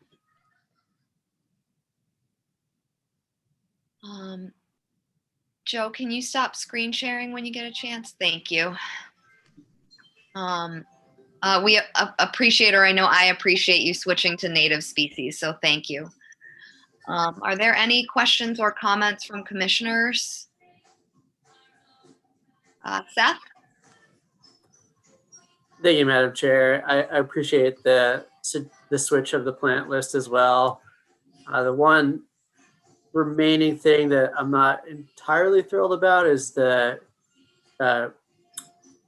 still including the flowering dogwood.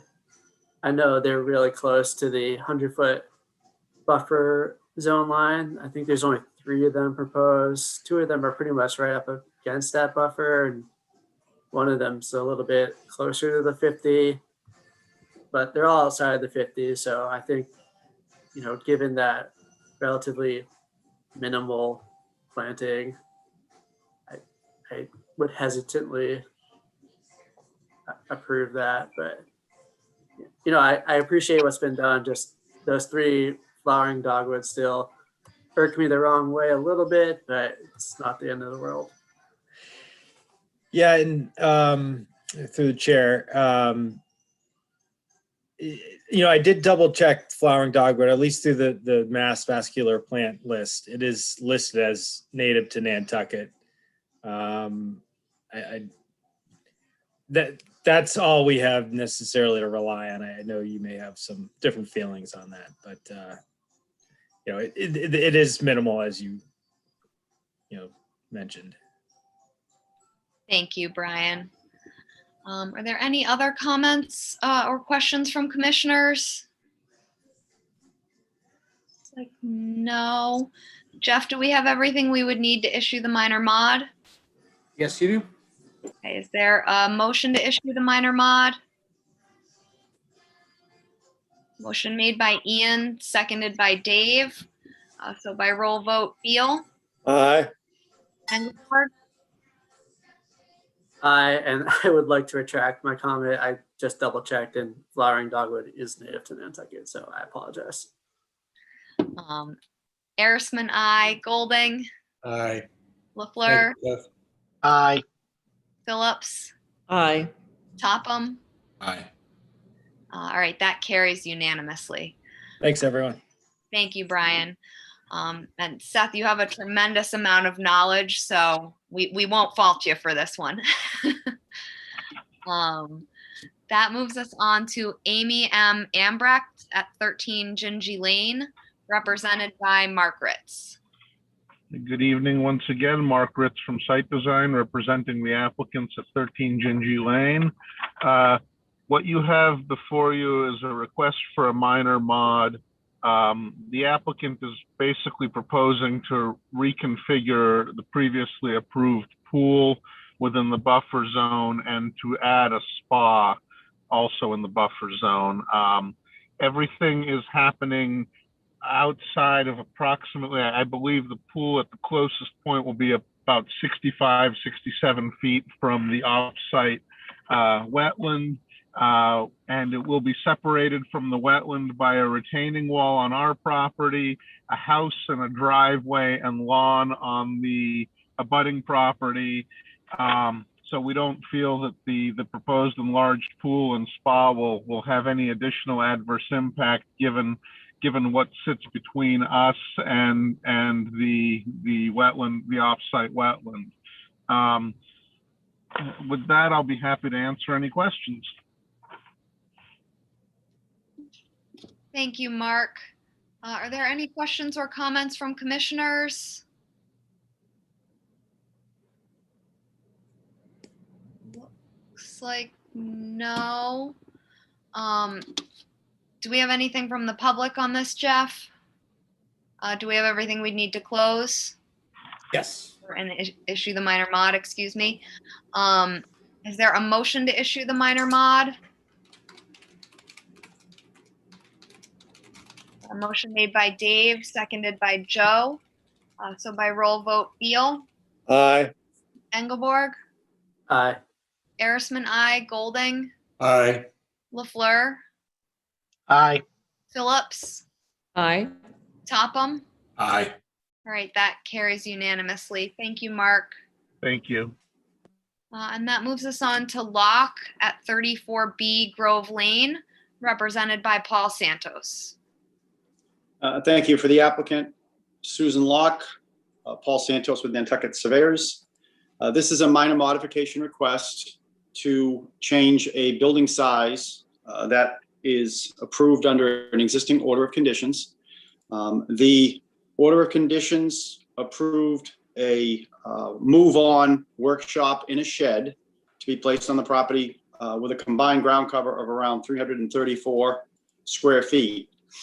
This application proposes to eliminate the shed and move on a structure that will ultimately have a ground cover of only 288 square feet. So we're reducing the ground cover from 334 to 288. It's a single structure. It'll be placed on piers. It'll be moved on. It's an existing structure that Susan has an opportunity to acquire, and we are eliminating the shed from the application.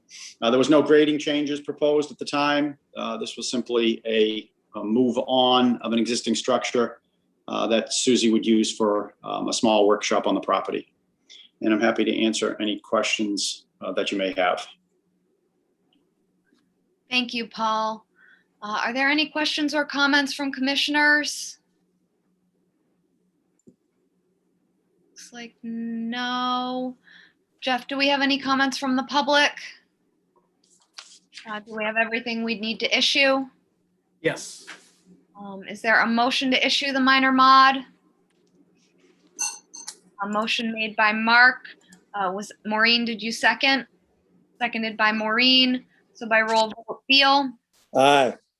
Engelborg, Aye. Arisman, I, Golding, Aye. LaFleur, Aye. Phillips, Aye.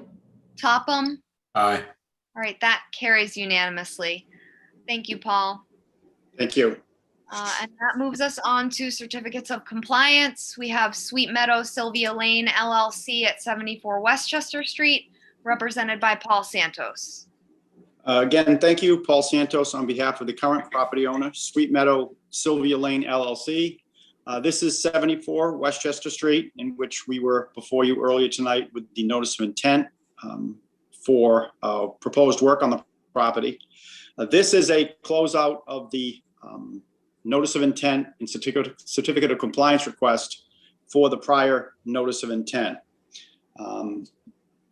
The prior notice of intent permitted the renovation and expansion of the existing dwellings, maintenance of an existing driveway, replanting of disturbed areas, and treatment of invasive species within the buffer zone to a bordering vegetated wetland. And in fact, I believe there was a bond put in place as part of our last order of conditions for the remediation work and the invasive work. Wilkinson Design was the firm charged with the invasive removal and also overseeing the plantings. The work has been done in substantial compliance with the original order of conditions, and we are seeking a certificate of compliance for that work. There was a requirement for annual monitoring reports. Those are attached to your package.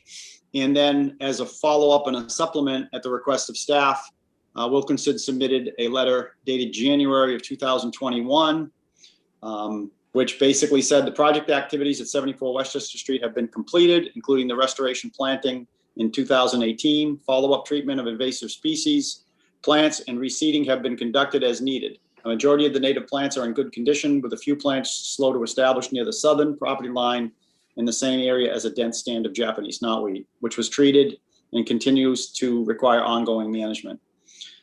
The Wilkinson letter of January 2021 does have a caveat at the end of it. At this time, Wilkinson WED recommends that the Conservation Commission grant a complete certificate of compliance for work at 74 Westchester Street. We request that ongoing conditions be allowed for invasive plant management as anticipated in the annual monitoring report dated December 22nd, 2020. Thank you in advance for your consideration in this matter. This was signed by Stephen LeBranch from Wilkinson Design.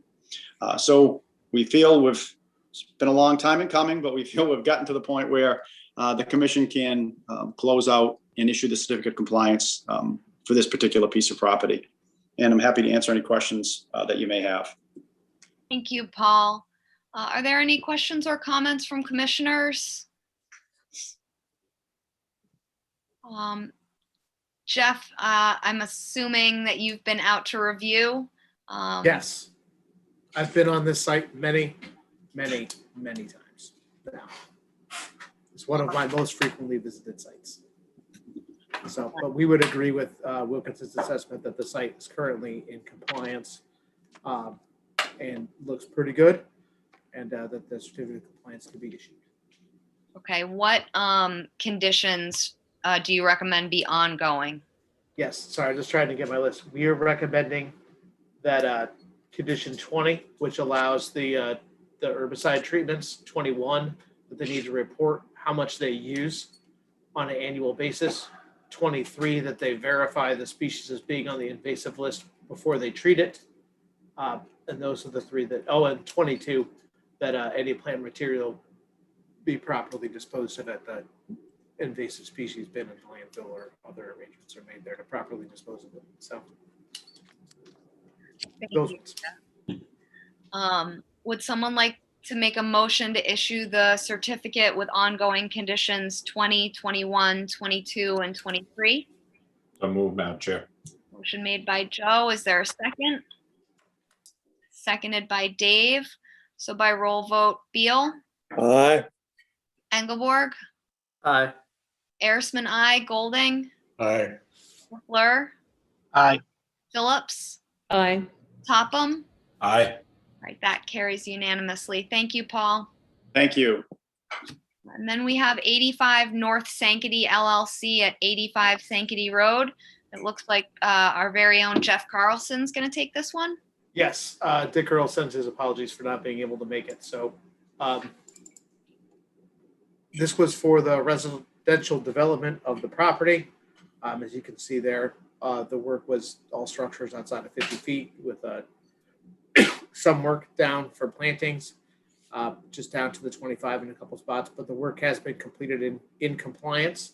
I just want to make sure I get the correct numbers of the conditions to carry forward, because there were a couple. And when I need them, of course, my computer goes slow.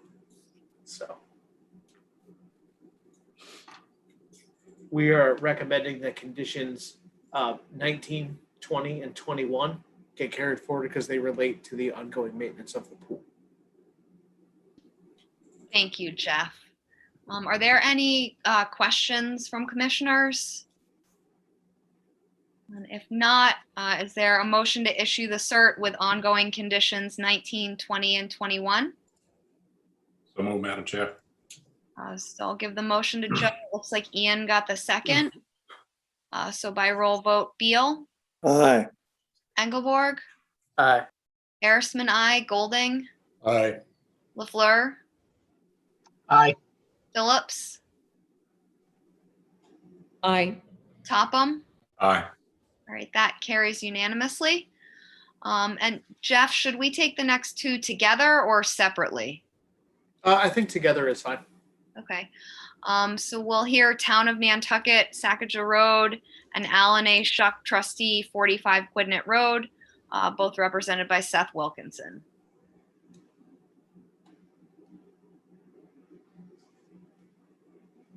Seth, are you with us?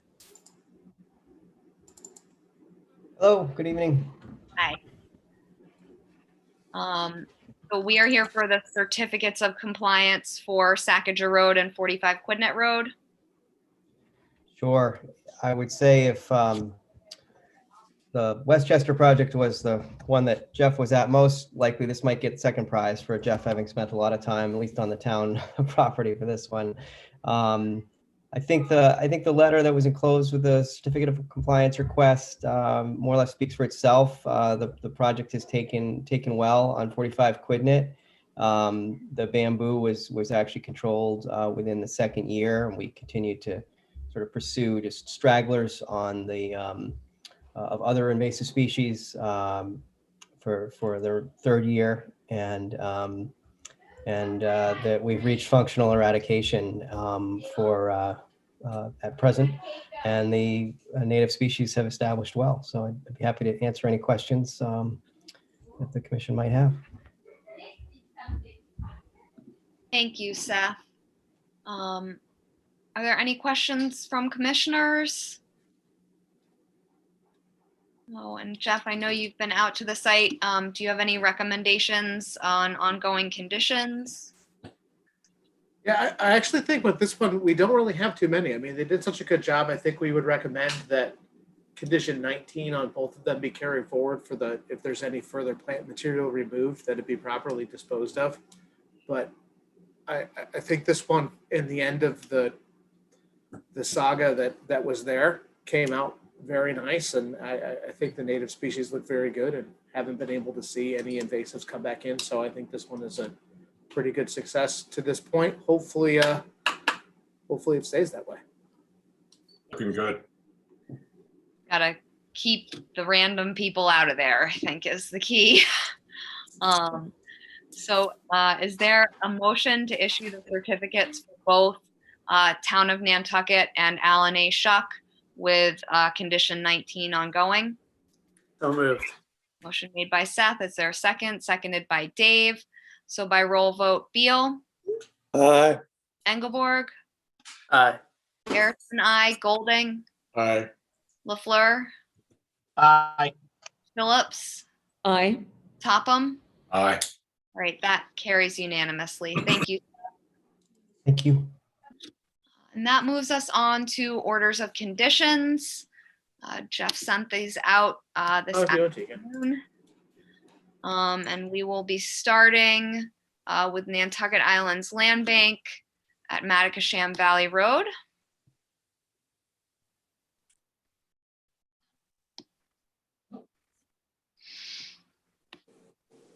Right, so this was for, that was the seasonal install of the aluminum beach stairs for Matacasham Valley that was there.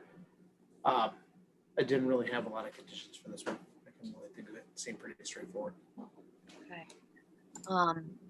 If nobody has anything to add, is there a motion to issue as drafted? Is So moved. there a Seconded, second? Madam Chair. Seconded by Joe. So by roll vote, Beal, Aye. Engelborg, Aye. Arisman, I, Golding, Aye. LaFleur, Aye. Phillips, Aye. Topham. Aye. All right, that carries unanimously.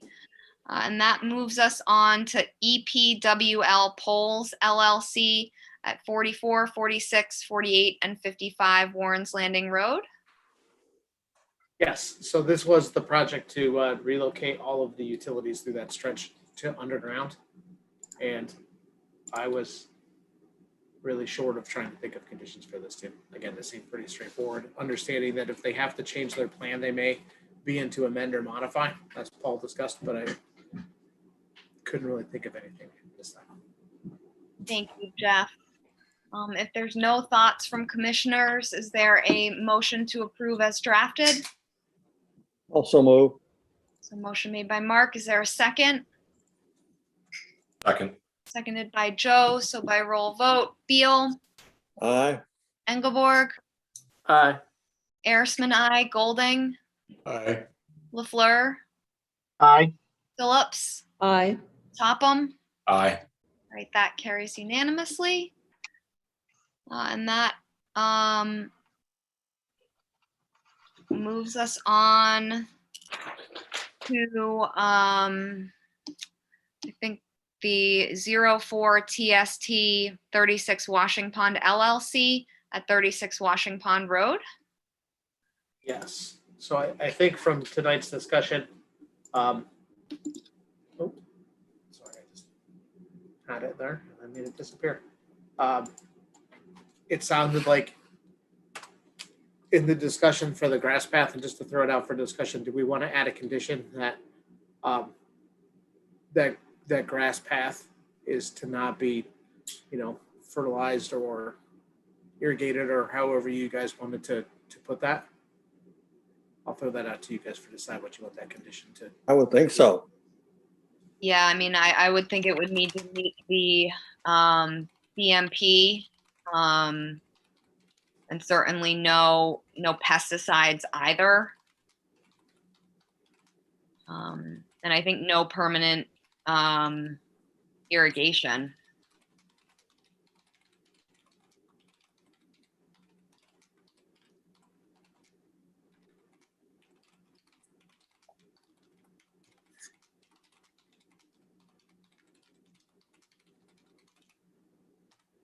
I also think it might be wise, depending on, actually, I don't think it even depends, but staking out exactly where that grass path is going to go in should be done beforehand, so that it's not just like a landscaper making a decision without a staked out path. So why don't, there's a suggestion, so we'll add condition 20. Why don't, we'll put a condition before the grass path is installed.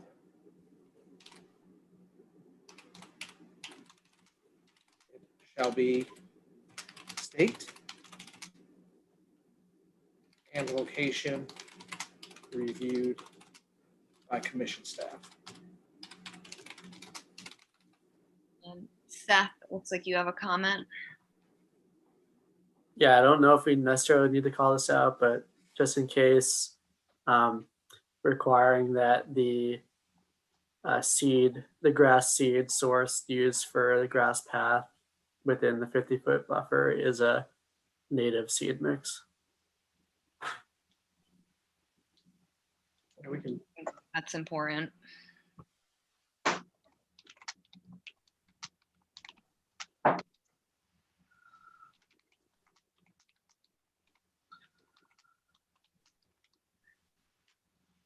All right, so we'll have condition 19, the grass path from the boardwalk to the top of the stairs is to follow town of Nantucket fertilizer BMP with no permanent irrigation and no pesticides allowed in the path area.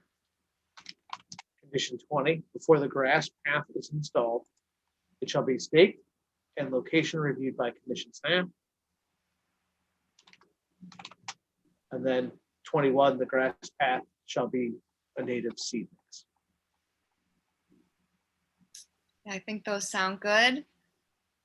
If nobody has any other additions or thoughts, would somebody like to make a motion to approve as amended? So moved. A motion made by Ian. I'll give the second to Maureen. So by roll vote, Beal, Aye. Engelborg, Aye. Arisman, aye. Golding, Aye. LaFleur, Aye. Phillips, Aye. Topham. Aye. Right, that carries unanimously. And that moves us on, and I don't know if we should, again, kind of take these together, but we have the Harvard Actually, Junior. What, sorry? They're slightly, the drafts are slightly different, Madam Chair, so I would take them separately. Separately, perfect. So we'll start with Carver Junior and Delaney at 4 Old Quidnet Milk Route. So this one was just for that little slice of driveway. I didn't really have any conditions for this. If there are no additions from commissioners, would somebody like to approve as drafted? So moved. Motion made by Ian. Is there a second? Seconded by Dave. So by roll vote, Beal, Aye. Engelborg, Aye. Arisman, aye. Golding, Aye. LaFleur, Aye. Phillips, Aye. Topham. Aye. Right, that carries unanimously. And that moves us on to 4 Ahab Road LLC at 41 Wawinnet Road. All right, so some subtle differences, but a couple little differences just really quickly.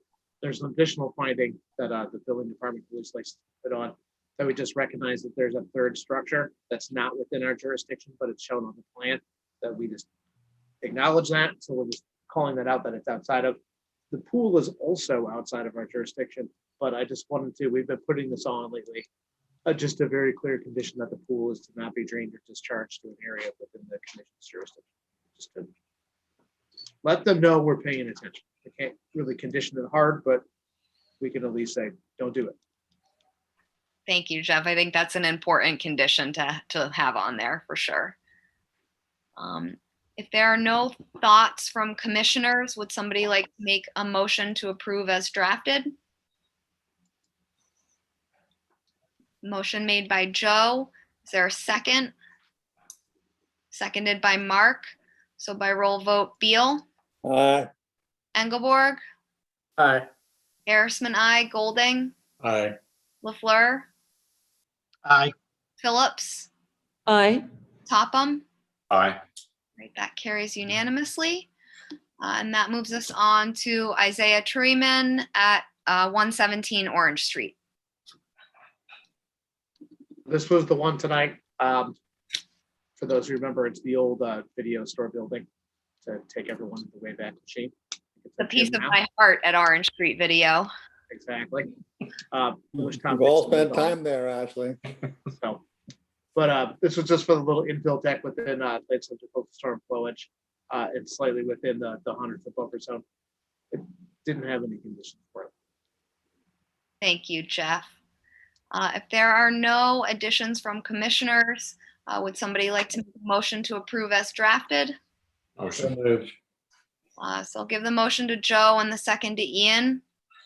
So by roll vote, Beal, Aye. Engelborg, Aye. Arisman, I, Golding, Aye. LaFleur, Aye. Phillips, Aye. Topham. Aye. All right, that carries unanimously.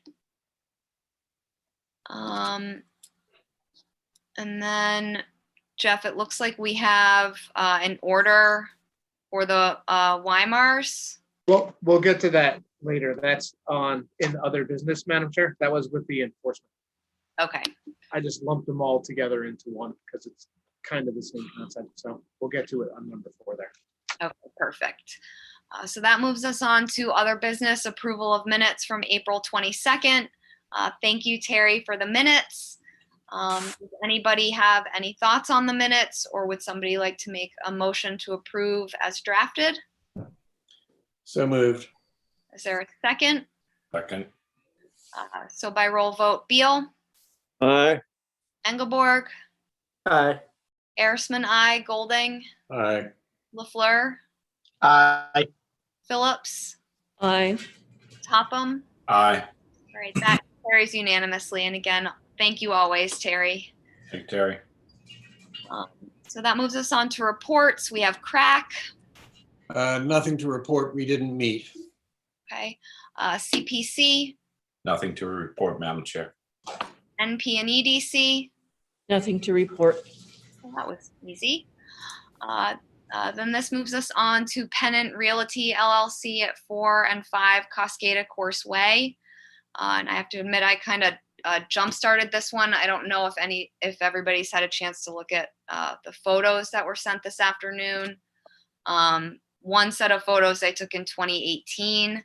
I do walk this stretch of Pocomo fairly frequently.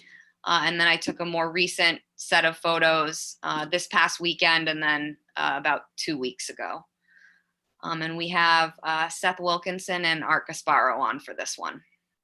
And Jeff, sorry. Yeah, sorry. I just wanted to kick it off. So just to kind of frame it. So Ashley called in a report and had some concerns related to the site for what was happening and some of the work that was going on related to the, installation of a, I call them Wilkinson arrays because that's how I just call them at this point. For going in that area, kind of one of the living shorelines that's there. And we decided instead of just trying to send pictures and do it, we reached out to Seth, and Seth has been happy enough to come join and kind of talk about what's going on the site, kind of what they do as best management for some of those areas, and discuss a little bit more about what's happening out there. And I think Art will be supplementing as well, but that's kind of the genesis of this. Instead of going into our normal procedure, we just thought inviting them to come would be a get it from the horse's mouth, so to speak. So I'll turn it over to Seth. Thank you, Jeff. Seth, you want to take over? Oh, you're muted. Sorry about that. Sticky mute button. Hello again. So this project, I believe, was permitted a couple of years ago at this point. And we started the implementation phase back in early November.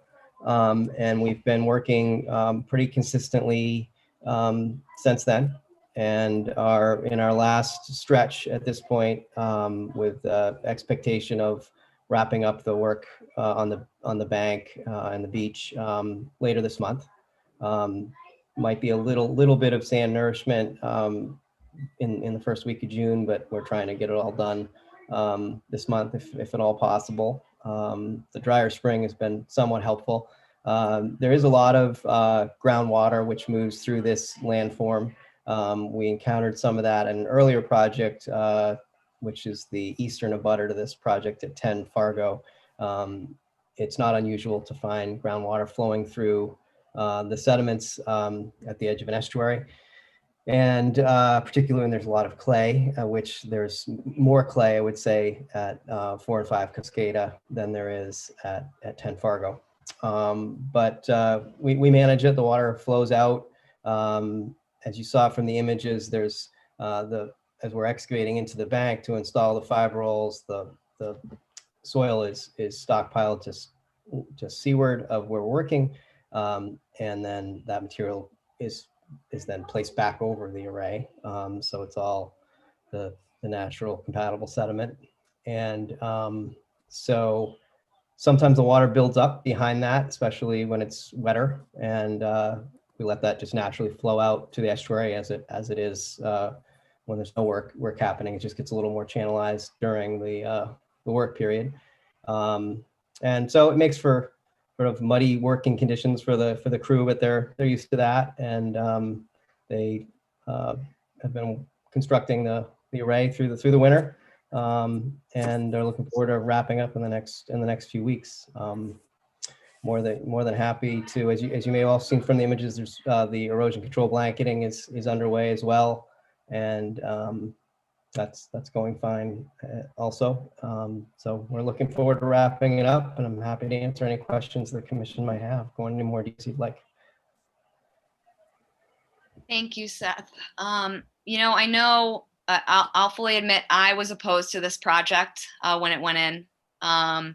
And I was opposed because of the diversity of sediments in this bank and the amount of clay and the really volume of water that seeps out of that kind of entire location. And I've been really concerned in my last few walks that it's almost as if, like, when you excavated for that bottom roll, it kind of maybe excavated into clay.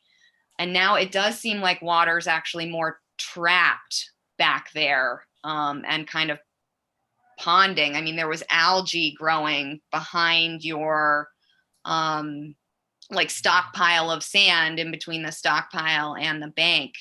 And I worry about long-term implications of altering that clay layer and kind of having water actually kind of stay there a little bit more than actually flowing over the beach like it used to reach the water. And I don't know if you have, like, if you can explain how that's going to work to me. Sure. And I don't know, I wouldn't be surprised if there was elevated nutrients in the groundwater there. But that, sometimes that can be what's causing algae growth. We do tend to see more of that, as the temperatures warm up. It's likely more of a fresh one. I'm not an algae expert by any stretch, but I know there is some significant differences between fresh and salt. And so algae that thrives in fresh doesn't usually thrive in salt. And so you may see that as it flows into the harbor, it's not going to survive. I don't think we've changed, obviously, the nutrient budget at all. It is what it is. As far as changes to the clay layer, there's some excavation, but when it's all said and done, it's all being placed back, essentially where it was to begin with. It's a pretty unconsolidated mix. We find veins of sand and clay and silts, and it's pretty well mixed as it is. And we leave it right there. So we're working in a certain area. We might stockpile on the beach while we're working at it, but then it goes back onto the array in that same location. And ultimately, the shape and the contour of the embankment is pretty similar when we're done to what it is now. So there shouldn't, while there is certainly, while we're working, some areas where the water is somewhat impounded, that's pretty temporary, and that's just while we're working. And when we're done, it's all returned to a natural slope. So everything's sloping down to the estuary. So I know there shouldn't be any ponding. I mean, as you walk along that area, as you know, there are sections of the beach which are pretty mushy, and you can lose a shoe in my experience, between the projects, and that was the case before we started. And it'll be the case afterwards, because there was just a lot of clay in that part of town, a lot of that blue marine clay. So that's been the condition there for some time, and I don't think we're changing it. We're moving it around a little bit, but all within this space of a few feet. So I don't think there's going to be any changes in sort of the groundwater flow. I mean, it's gonna find its way through those heavier soils as it has before. That's my sense. Thank you for that explanation. Art, did you just have your hand up? I did. If I could just add to that, I think to just expand, if I'm hearing your concern, it's sort of when the project is done, how does that groundwater continue to move as it did from the bank to the beach? In my observation in monitoring the adjacent system on the adjacent property is that the same areas that used to be wet on the beach are still wet on the beach. And, the fiber rolls are, you could put your finger into them. They're not so dense that water can't seep through them.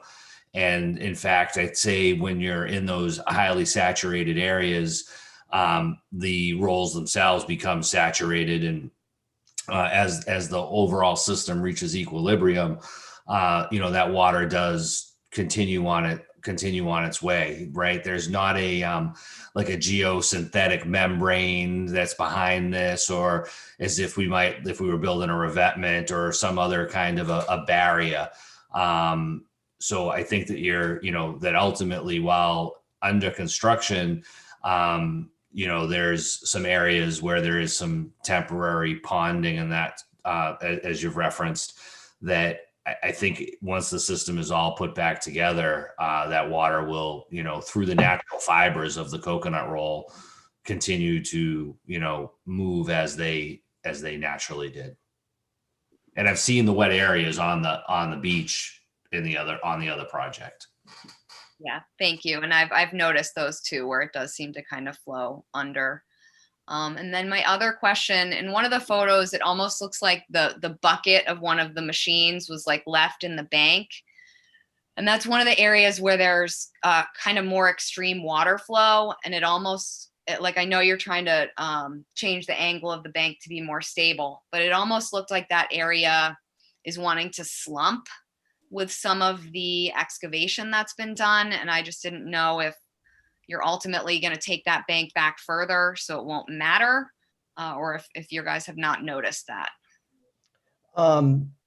Yeah, good question. There's certainly when you've got water. One of the things we observed there even before we started, because of the composition of the soils there, with the groundwater passing through, it's not unusual to see pretty significant sloughing of that soil, which doesn't have anything to do with any storm effect, any sort of tidal energy coming from the seaward direction. It's got everything to do with just the groundwater passing through that those sediment, and the whole thing sort of starts to move. So there was lots of evidence of that having happened for a long time there. So sometimes when we're working, it'll slough a little bit, and what we're shooting for at the end of the day is to have a more stabilized toe, which will minimize the amount of that sloughing and sort of big chunks of sediment coming down.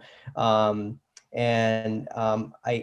don't believe there was a bucket in the embankment, but we do use, we're trying to preserve, there's somewhat of a natural drainage pattern about 3/4 of the way to the east. If you walk it a lot, you've probably seen it, Ashley. And so we're trying to leave a natural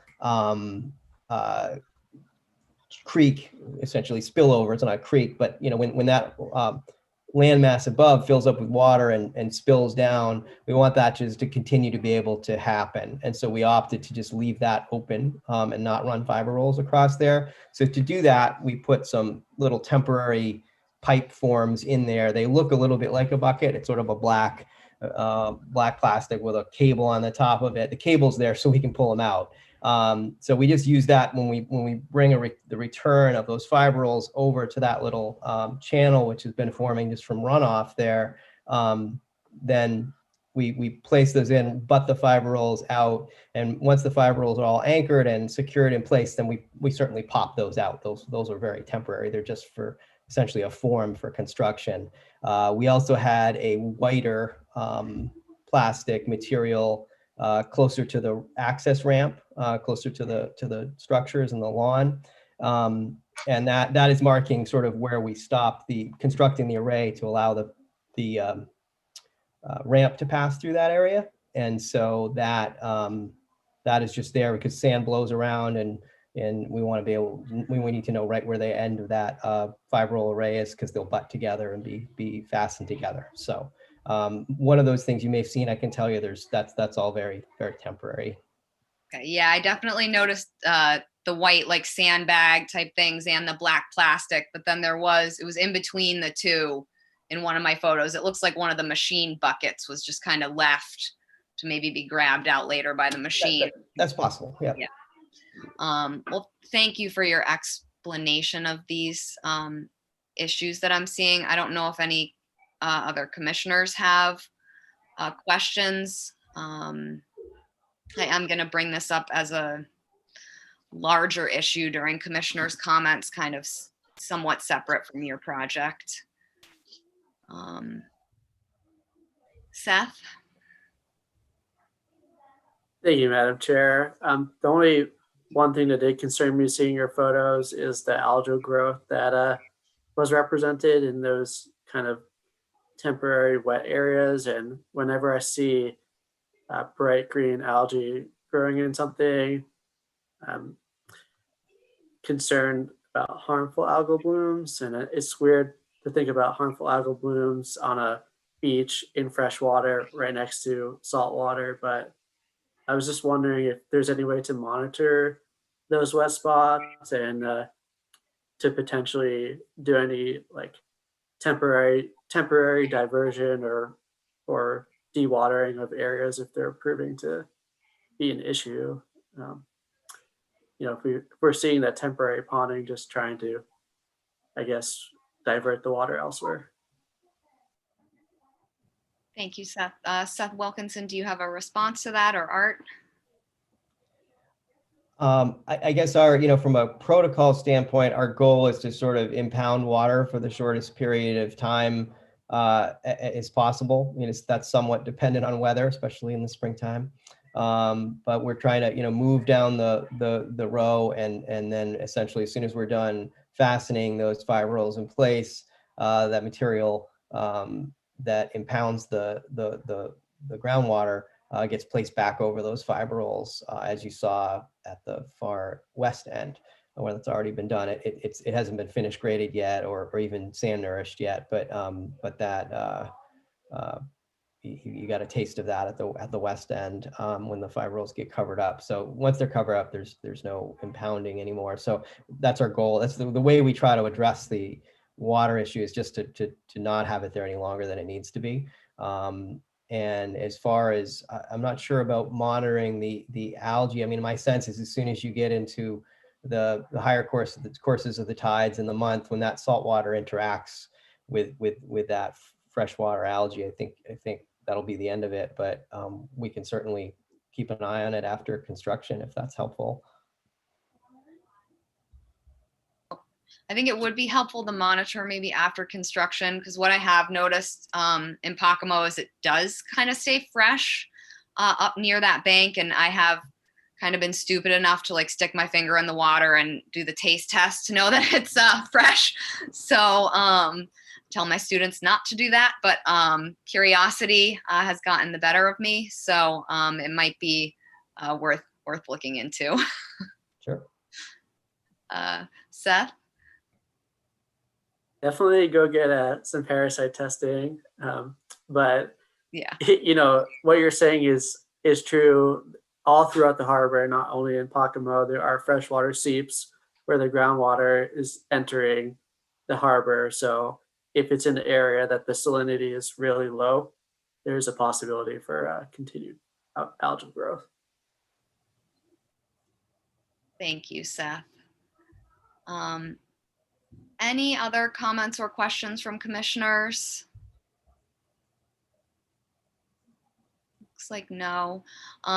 Seth and Art, I really appreciate you guys coming to answer these questions and concerns of mine. So thank you very much. Anytime. Absolutely.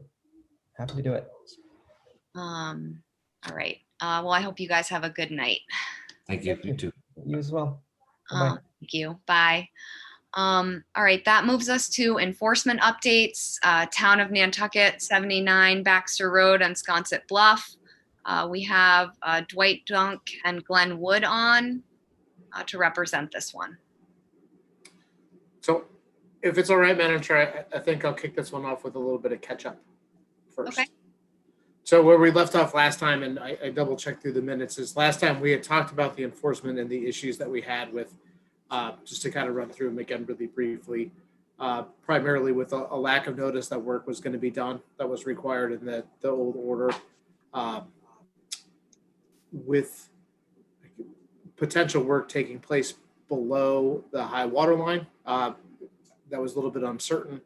And then there was also a question about, pedestrian access across the beach, especially with the work that was going on. And then also the potential interaction of the water line and the rack line with the structure. We had asked, issued out that enforcement and named Wisconsin Beach Preservation Fund because of the listed applicant, the town of Nantucket, as the listed property owner, and then the property owners at 79 Baxter Road that the work is in front of as the other kind of named property owner for where the work was taking place. And at the end of the last meeting, after we had discussed, we had talked about putting together kind of a sheet of findings and conditions to be attached to that enforcement order to start to rectify that. So in that draft packet that we put, and we're happy to put it up on the screen so everyone can see it, that was kind of the resultant of that, just to kind of memorialize and hopefully address the issues to keep and maintain that structure and compliance going forward until it's either decided that it's going to stay, till it changes, till something happens, whether it's with the Arcata study or something else, but at least to kind of put some fresh conditions in place to avoid what's happened in this most current round and to try to keep everything moving in a productive manner kind of going forward at least in the short term here. Thank you, Jeff. Does anybody have any questions for Jeff? Looks like no. Dwight, you unmuted. Would you like to speak? No, I was. Okay.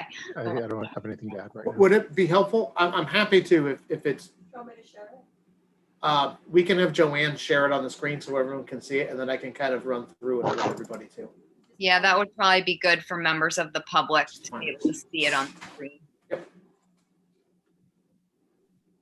Right, so it's going to look a lot like what we put out for a regular order of conditions. It's the same kind of thing, right? So instead of being put on an order of conditions, it's attached to the actual enforcement order. So the findings that are first there obviously memorializes the enforcement that we issued out on March 11th. And then the second one, just that finding that we talked a lot about at the last meeting, that the order of conditions and amendments have expired and that no certificate of compliance has been issued to date. So it's just, again, kind of rehashing what we talked about. I think the important part is down below. So just to kind of run through it really quickly. Hopefully condition 18 addresses some of the concerns about notice, which is just to clear prior to any maintenance of the structure, the applicant or property owner shall provide the commission 48-hour notice that includes the following information at a minimum. So it's just who's going to do the work and their contact information, what work is going to be done, the estimated time frame, the volume and source of any nourishment material to be placed, and then photographs of the area before work is started, just so we have some level of visual comparison that's there. Going with that too, that prior to any work on the structure, number 19, high water shall be staked in the field to not endure, sorry, that should be to ensure that no work is performed below the high water mark. And I think that's also understanding that when they stake out the elevation for the high water line on the beach, it may be in the water for certain parts of time and it may not be, but I think just the exercise of doing it is important. And then kind of to follow up and circle the whole thing around is number 20, upon completion of any work, the commission shall be notified and photographs shall be provided to the commission. So we have a pre and post set of photographs to at least look at, and we know when they started and when they finished, and we can inspect in between. And then we just added as 21, that an annual report that includes photographs shall be filed with the commission detailing all work and quantifying all nourishment material placed on the site. So with that report, we can also double check what we were being told was going on in the maintenance cycles to what really landed on. I know that's been a bit of contention on this site for what's happened over the years. And not everyone knows, and the players have changed a number of times on this. And I know, Dwight and his team have gotten onto this just recently and haven't been on it before. So a little bit of catch up, and our office hasn't always been as good as we probably should have been with knowing what was happening there. And then just number 22, just kind of memorializing that they still need to follow the other applicable conditions in the order of conditions going forward as well. So that's kind of what we put together. Obviously, if you guys feel there's anything in addition, we can add it in, but hopefully that's a good start to address the issues that happened earlier this year. Thank you, Jeff. Are there any questions or comments from commissioners? Ian? Thank you, Madam Chair. So I would like to address what, from my point of view, having gone down there frequently, is that the peninsula effect that choir armoring is having is interfering, projects beyond the high tide line in my personal experience. And so I would like to have a condition where we have an independent third party monitoring this throughout the year. Because I understand that Dwight said that, using the tidal chart, that it is not coming as far as the high tide line, but in my experience it is. And so I would like to put this to rest. Thank you, Madam Chair. Thank you, Ian. Joe? Thank you, Madam Chair. Yeah, just hearing Ian talk about climbing over these structures, and then also the timeline of how long they've been here and have been exposed. But I thought the quad rolls were supposed to break apart and release sand, and it seems like these aren't releasing. So, I mean, are they quad rolls, or what is the construction? I mean, I'm just curious. I mean, can Jeff go down and examine why these have not broken free and had to be replaced? And I think that also addresses Ian's question, where they're just becoming this island. They're becoming their own separate structure instead of, breaking free and then retreating. I'm just curious what's going on and how they're able to stay together. Thank you. I think Jeff maybe had his hand up, but I do think these have broken apart before and been reconstructed just in the same location. So they have had to rebuild. I want to say it was those storms like 3 years ago. They had to do some major reconstruction on those core. Yeah, it just seems like now nothing's changed. It's either they haven't had a major storm impact them, or I'm asking the question. It just seems, based on the photographs we've seen, that there has been no change over those several months. Yeah, thank you for noticing that, Joe. Ian? Well, to piggyback on what Joe has said, they're as hard as the geotubes. In other words, there's no resilience in them whatsoever. When I've been clambering over them, it's as though one is clambering over the geotubes. So I think, what material the replacements have, what material has been used when they were most recently replaced, I think is germane. But I would like to go back to my point about how I want to actually be able to, I want it to be shown specifically whether or not they extend beyond the high tide line as a practical matter. So I would like to see photographic evidence. I would like to see a third party involved to document it. And so thank you, Madam Chair. Thank you, Ian. Jeff, you had your hand up. No, I was just going to speak to a little bit is we know, and having kind of gone through the exercise on this a little bit, that the core tubes have been replaced a number of times. And even most recently, I think they reset a line of them even as recently as about a year ago, one of the parts of it. But the 3 years ago when there was the big storm, a significant amount of it was reset as well. And it's been kind of over time. I know going all the way back to the, that storm season kind of in 2012 and 2013. The structure had a pretty significant failure, and that's what caused the 30-foot loss on that property too. So we've definitely seen those pieces come and go a bit. Unfortunately, I don't think we probably know as well as we probably should about how much they were coming and going. Thank you, Jeff.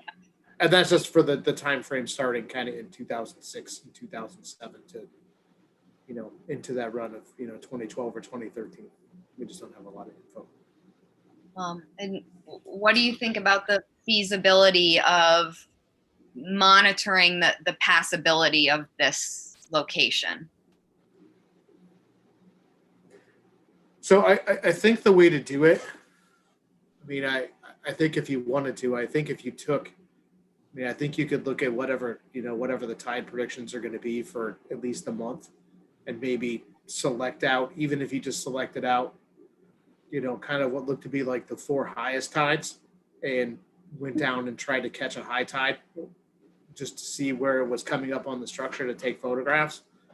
I don't think that would be overwhelmingly difficult to do. And you could try to monitor that through a stretch of time. And I think you would also try to target that just in regular, obviously regular weather conditions. Like, I don't think you want to go down there and try to catch that high tide during a late season nor'easter or big storm that was coming out of there, because I don't think that's a fair representation of the normal conditions on that beach. But I think that's something that we could put together some way to do it. I know we do monitor out there pretty regularly for top erosion and are out there doing inspections. I think being able to, clamber down there and get a couple of pictures during that once or twice a month. I don't think that between the 3 or 4 of us in our office that are out there pretty regularly, I don't think that would be hard for us to do and provide back to everybody without having to get in an additional third party. I think that's something that's easily done. Thank you, Jeff. Ian, is that satisfactory? Completely, Madam Chair. Thank you. I just don't want to add to Jeff's workload. That's why I suggested a third party. Well, the good news, Ian, is we're coming into the season where we have like protected species monitors and things, and we have to go out and monitor Low Beach 3 or 4 times a week for plovers and terns. It's really easy to say, drive up the bluff at this time and go down and get some pictures of what it looks like in this area. And that's something that can be done, and we can make sure it's done correctly. So, well, thank you. It's great intern work. That is true. Thank you, Jeff. Dwight? Yeah, I hopefully you can hear me okay. I've been having some internet connection problems. We can hear you. Okay, great. I just wanted to make 2 comments, observations. One of the questions that had been raised in the enforcement order was the mean high water. And as I mentioned, the mean high water is determined from a 19-year cycle. And that's also specified in the Wetlands Protection Act. That goes along with the NOAA methodology for determining mean high water. In terms of the observations, you all know that there's also the difference between the mean high water elevation and the extent of wave run-up, with the wave run-up being, correlated to the surf conditions as well as the tide. So I'm just raising these 2 comments as putting it in perspective of the enforcement order, which referenced potential work below mean high water, and the comments about the Coyer terraces being seaward of mean high water. And I think we would find that it's not seaward of high water. The question becomes, what are the surf conditions and the extent of wave run up? And just one third point, Ashley, you had mentioned, Madam Chair, you had mentioned last time, there is also some seasonality between when the beach is elevated, because of the movements of sand in the littoral system, and typically we call it a summer beach and winter beach, but there is some changes to that beach elevation, which is going to affect the lateral location of the high water and the extent of the wave run up. So it's a, there are some issues that are beyond just what's the height of the mean high water here. Thank you, Dwight. Are there any other questions or comments from commissioners? Looks like no. Oh, Ian? Well, thank you, Madam Chair. And just to build on what Dwight said, and I take his points, and which is why if I would like Jeff's monitoring to extend beyond the summer. So thank you, Madam Chair. Thank you. Jeff? I was going to say, so I think what we'll probably try to do is we'll try to at least get that distributed kind of monthly for you guys to see, and we can kind of watch it over time. Obviously, we can see how often we do it and adjust it. But I think we can get it at least, at least weekly at a minimum, just to kind of catch kind of all cycles through there. And I don't think that even doing that into the winter would be difficult, but I think we can get a good look at least, what a solid year would look like. And I think that's something that's pretty easily to do. Thank you, Jeff. If there are no other questions or comments from commissioners, we will give it over to public comment. I think, Rick, are you on to make a public comment? Ashley, I'd be happy to do so. Okay. Can you hear me? Yes, we can. Just a couple of observations. I think it's difficult for the public, number one, to respond to what appeared to be the arrangement between the owner of the property and the owner's consultants and the staff as to recommendations, because they're just shown tonight. I'm not aware they were available to the public before this. I would encourage you to let the public have access to those in advance of meetings in order to be informed about what is proposed. A couple of specific questions I would have. Number one, just to be clear, and I'm sure Jeff knows the answer to this, I would assume the original approval had a certain number of layers of core bags, and I'm sure the project still only has that number, and he could confirm that at some point. Another issue is that this whole situation with the soft installations to the south started with a question of contaminated sand being dumped over the bluff, and people said, oh, I don't know anything about it, not me. And then I think we heard it was being distributed to the south. I haven't heard anything about that today in terms of enforcement. And I think we ought to be clear on whether or not there's any admission that that happened or not, or are we all sort of denying that that ever occurred? So those are a couple of questions I have. I'd also have the general impression, just to be quite frank, is that probably the applicant, which is probably appropriate, has been in touch with town staff in what we might call negotiating the language that we were presented with. Maybe that's not the case. I would appreciate knowing whether that is the case or what actually did occur before the presentation of that document tonight. Thank you. Thank you, Rick, for your comments. It looks like Jeff has some responses. Sure. So I'll just try to run through. Part of this exercise, obviously, we did look at the permitted conditions for the number of tubes and whether or not that structure was in compliance with location and construction. And we determined that it was. To get into kind of the procedure for putting together any findings or conditions, I'll be perfectly honest with everyone here today, is I wrote that today at like 2 o'clock. I put it together and I had kind of a rough sketch and filled it out.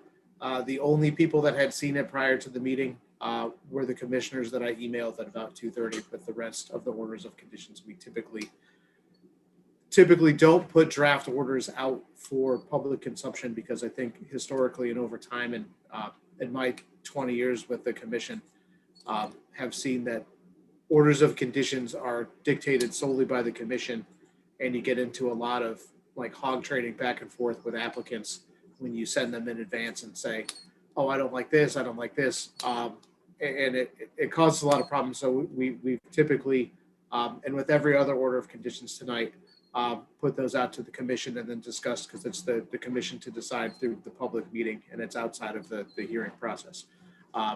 So that's what happened with those. I had discussions with everyone 2 weeks ago about the issues of enforcement and discussed, how the best way to address it. And I think everyone decided at the last meeting that issuing out something through the enforcement order process was the best way to go for at least the short term here. And I think that's what we tried to address. So hopefully I covered the points that were there. Hopefully I didn't forget anything, but I'm happy to go back over anything that we didn't have. Rick, do you have a follow-up? And then Dwight, No, not a question. I just want to thank Jeff for what I think is a frank response. And I think that helps make clear how the process was dealt with. And I thank you for that. Thank you, Rick. Dwight? I just wanted to comment to Mr. Atherton that we have had no negotiations, no backdoor discussions with the commission staff, as was presented in the letter that we provided before the last hearing. We did have one meeting with town council, with Jeff, myself, and the landowner's attorney, just to discuss the enforcement order. Other than that, there has been nothing, as you suggest, of collusion, so to speak, between us and the staff. I personally take offense of that statement and how that was characterized. Okay. Thank you, Dwight. Jeff, do we have any other public comment through YouTube about this?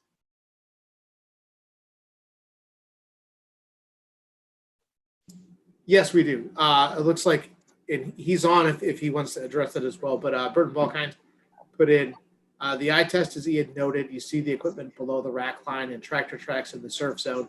The mean high tide has less meaning. That said, I think Ian's point about monitoring is all the more important. Thank you for reading that. Oh, and excuse me, and Deanne also put, thank you for sharing. Sorry, that was in there as well. Thank you for the public comment. Are there any other comments, questions from commissioners? Or are we feeling okay with this draft order? Or would we want to amend anything? Do we need time to look it over and continue? I'm not sure how commissioners feel.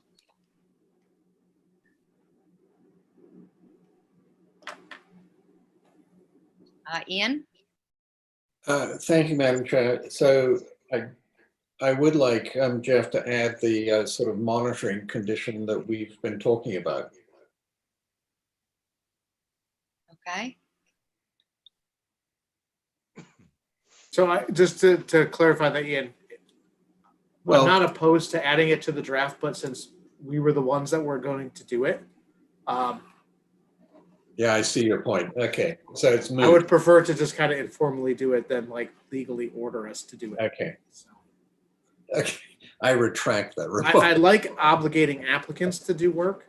I'm more than happy to offer ours and keep it between the commission and us. Point taken.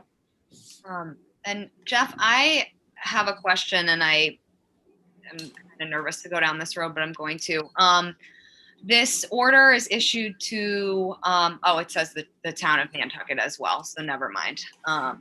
Yeah, so what we're going to end up probably doing is we'll obviously attach the original enforcement order to this and send it back around. I think the applicant in this case, and I think the representatives Glenn and Dwight are been participant in what's been going on, so I think they're pretty aware of what it is. But that will come back around and get kind of attached to that original enforcement order as the means to essentially relieve that enforcement order under these conditions. So, but all three parties, right? So the way that this is listed is we've issued this out to the named applicant on the original order of conditions, which to be clear for everyone, the named applicant on that is the Wisconsin Beach Preservation Fund. And then the property owner in this case is the property owner of map and parcel 4932, which is 79 Baxter Road. So they're included. That's the Weimars. And then the other map and parcel that's involved is map 48 parcel 8. And that is the parcel owned by the town of Nantucket that it's also on. So everyone will be getting a copy of this. Thank you, Jeff, for clarifying that. And a copy also gets, just to clarify for the record, a copy of it will also be sent to DEP for their records too. We're required to do that. Well, are all of the commissioners satisfied? Do we want to make a motion to issue this order?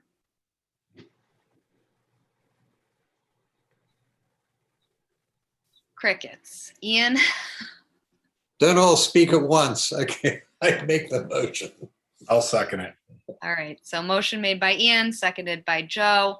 So by roll vote, Beal, Aye. Engelborg, Aye. Arisman, aye, Golding, Aye. LaFleur, Aye. Phillips, Aye. Topham.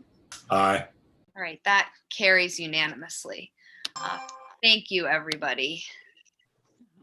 Thank you, Jeff. Thank you.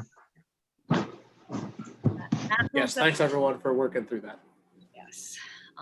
Lots of different players involved, which can always get confusing. So that moves us on to commissioners' comments. I know I have a kind of general comment about our coastal project that I really came to light when I've been walking out in Pocomo these last few weeks.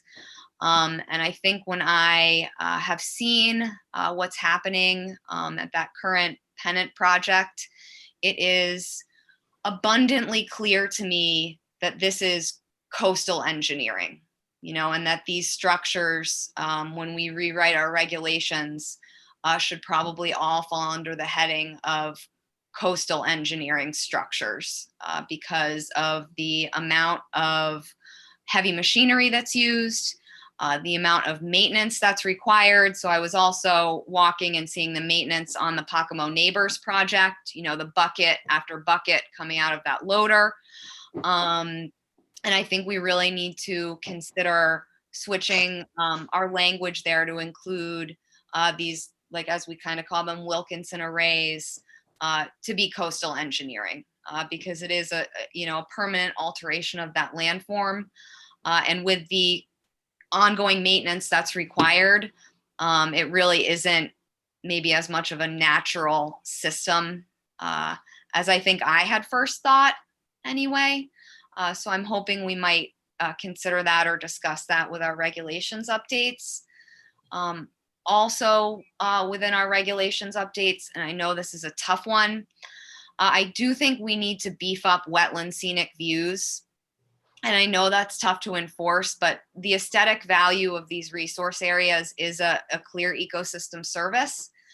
And when I look at Nantucket, it's special because of the diversity of our wetland resource areas and the diversity of our coastlines. So when I look at Pocomo's coast, it's distinctly different than Quays or Sconset or Cisco. And that's why it's special. That's why it's beautiful. And if we have these homogeneous arrays going in everywhere, we kind of lose that magic of our resource areas. Pocomo has cobbles and boulders and water seeps, and other beaches, are more clearly fine sands. And I think we're losing that in these coastal arrays. And I think part of that protection might fall under wetland scenic views. And again, I know that's a tough area for us to uphold, but I do think it's something we need to look at, because those marine clays that Seth described and that I have photos of. I mean, I think they're really, really beautiful. And they're all getting covered up with fiber arrays and erosion control blankets. And I think I don't think we want to miss this one. I think we want to do it right for the future. So those are my comments. And again, they both pertain to the regs updates for the most part. And I don't know, Seth?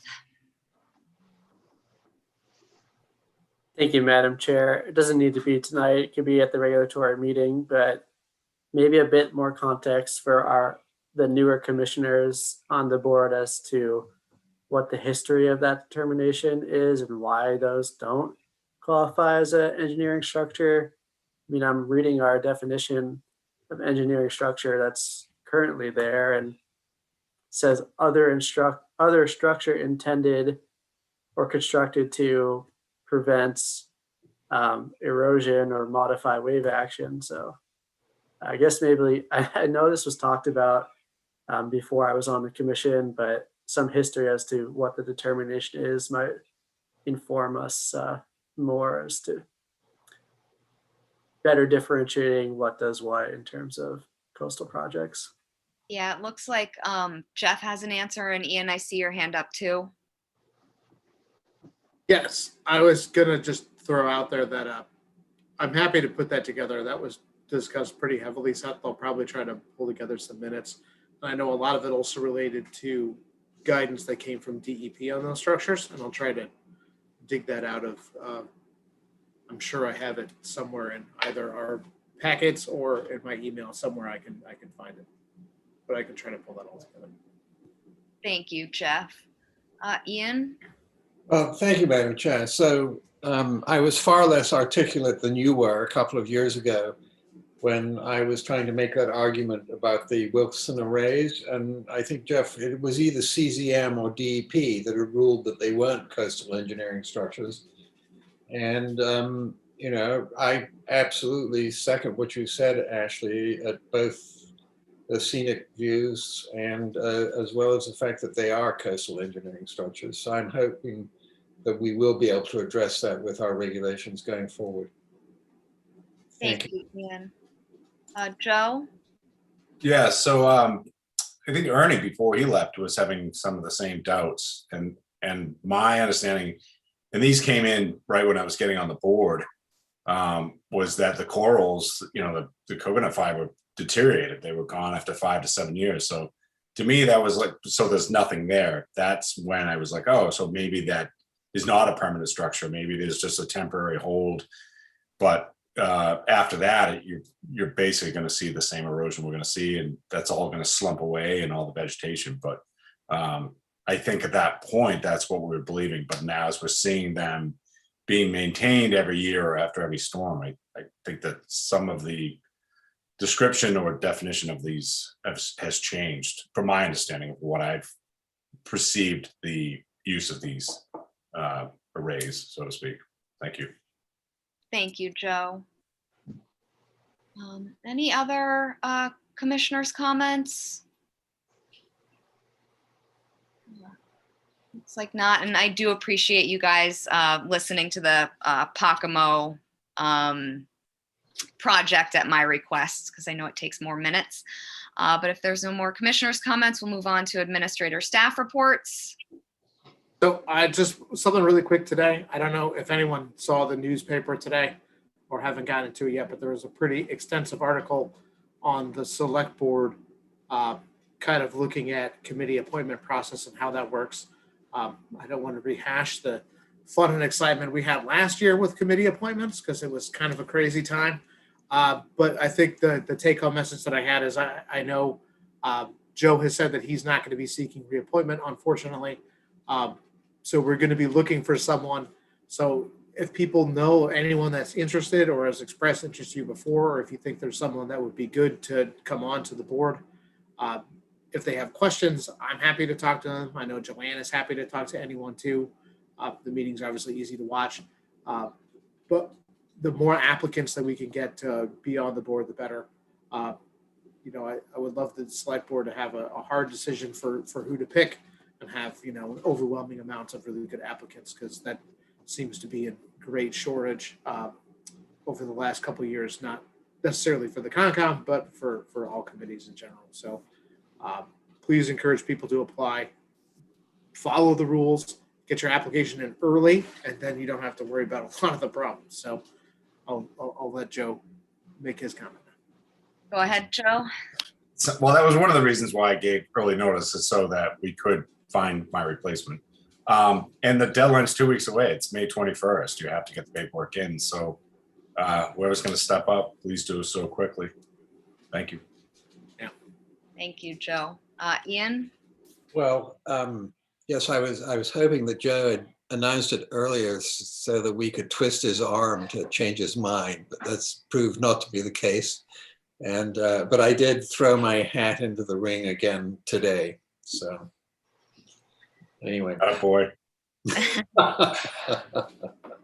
So just need one more. So let's you know, put feet to pavement a little bit. And again, if you know anyone, and again, if they have questions or concerns or think they're not going to be able to learn things, I think when every one of you guys came onto the board, I think we always offer it to anybody. We'll sit down for as long as it takes to go through. We'll go through every filing for the first couple meetings.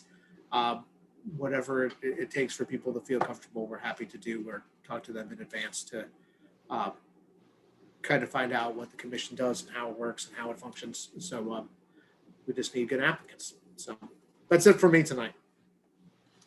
Thank you, Jeff. Well, if that's it for Jeff, that's the end of our meeting. So is there a motion to adjourn? Moved. A motion made by Joe, seconded by Seth.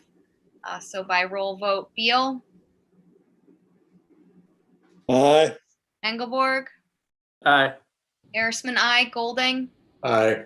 LaFleur, Aye. Phillips, Aye. Topham. Aye. All right, that carries unanimously, and the meeting is over. I hope everybody has a great evening. Take care, everyone. Night, guys. Thank you. Bye, Thanks, everybody. everyone. Bye.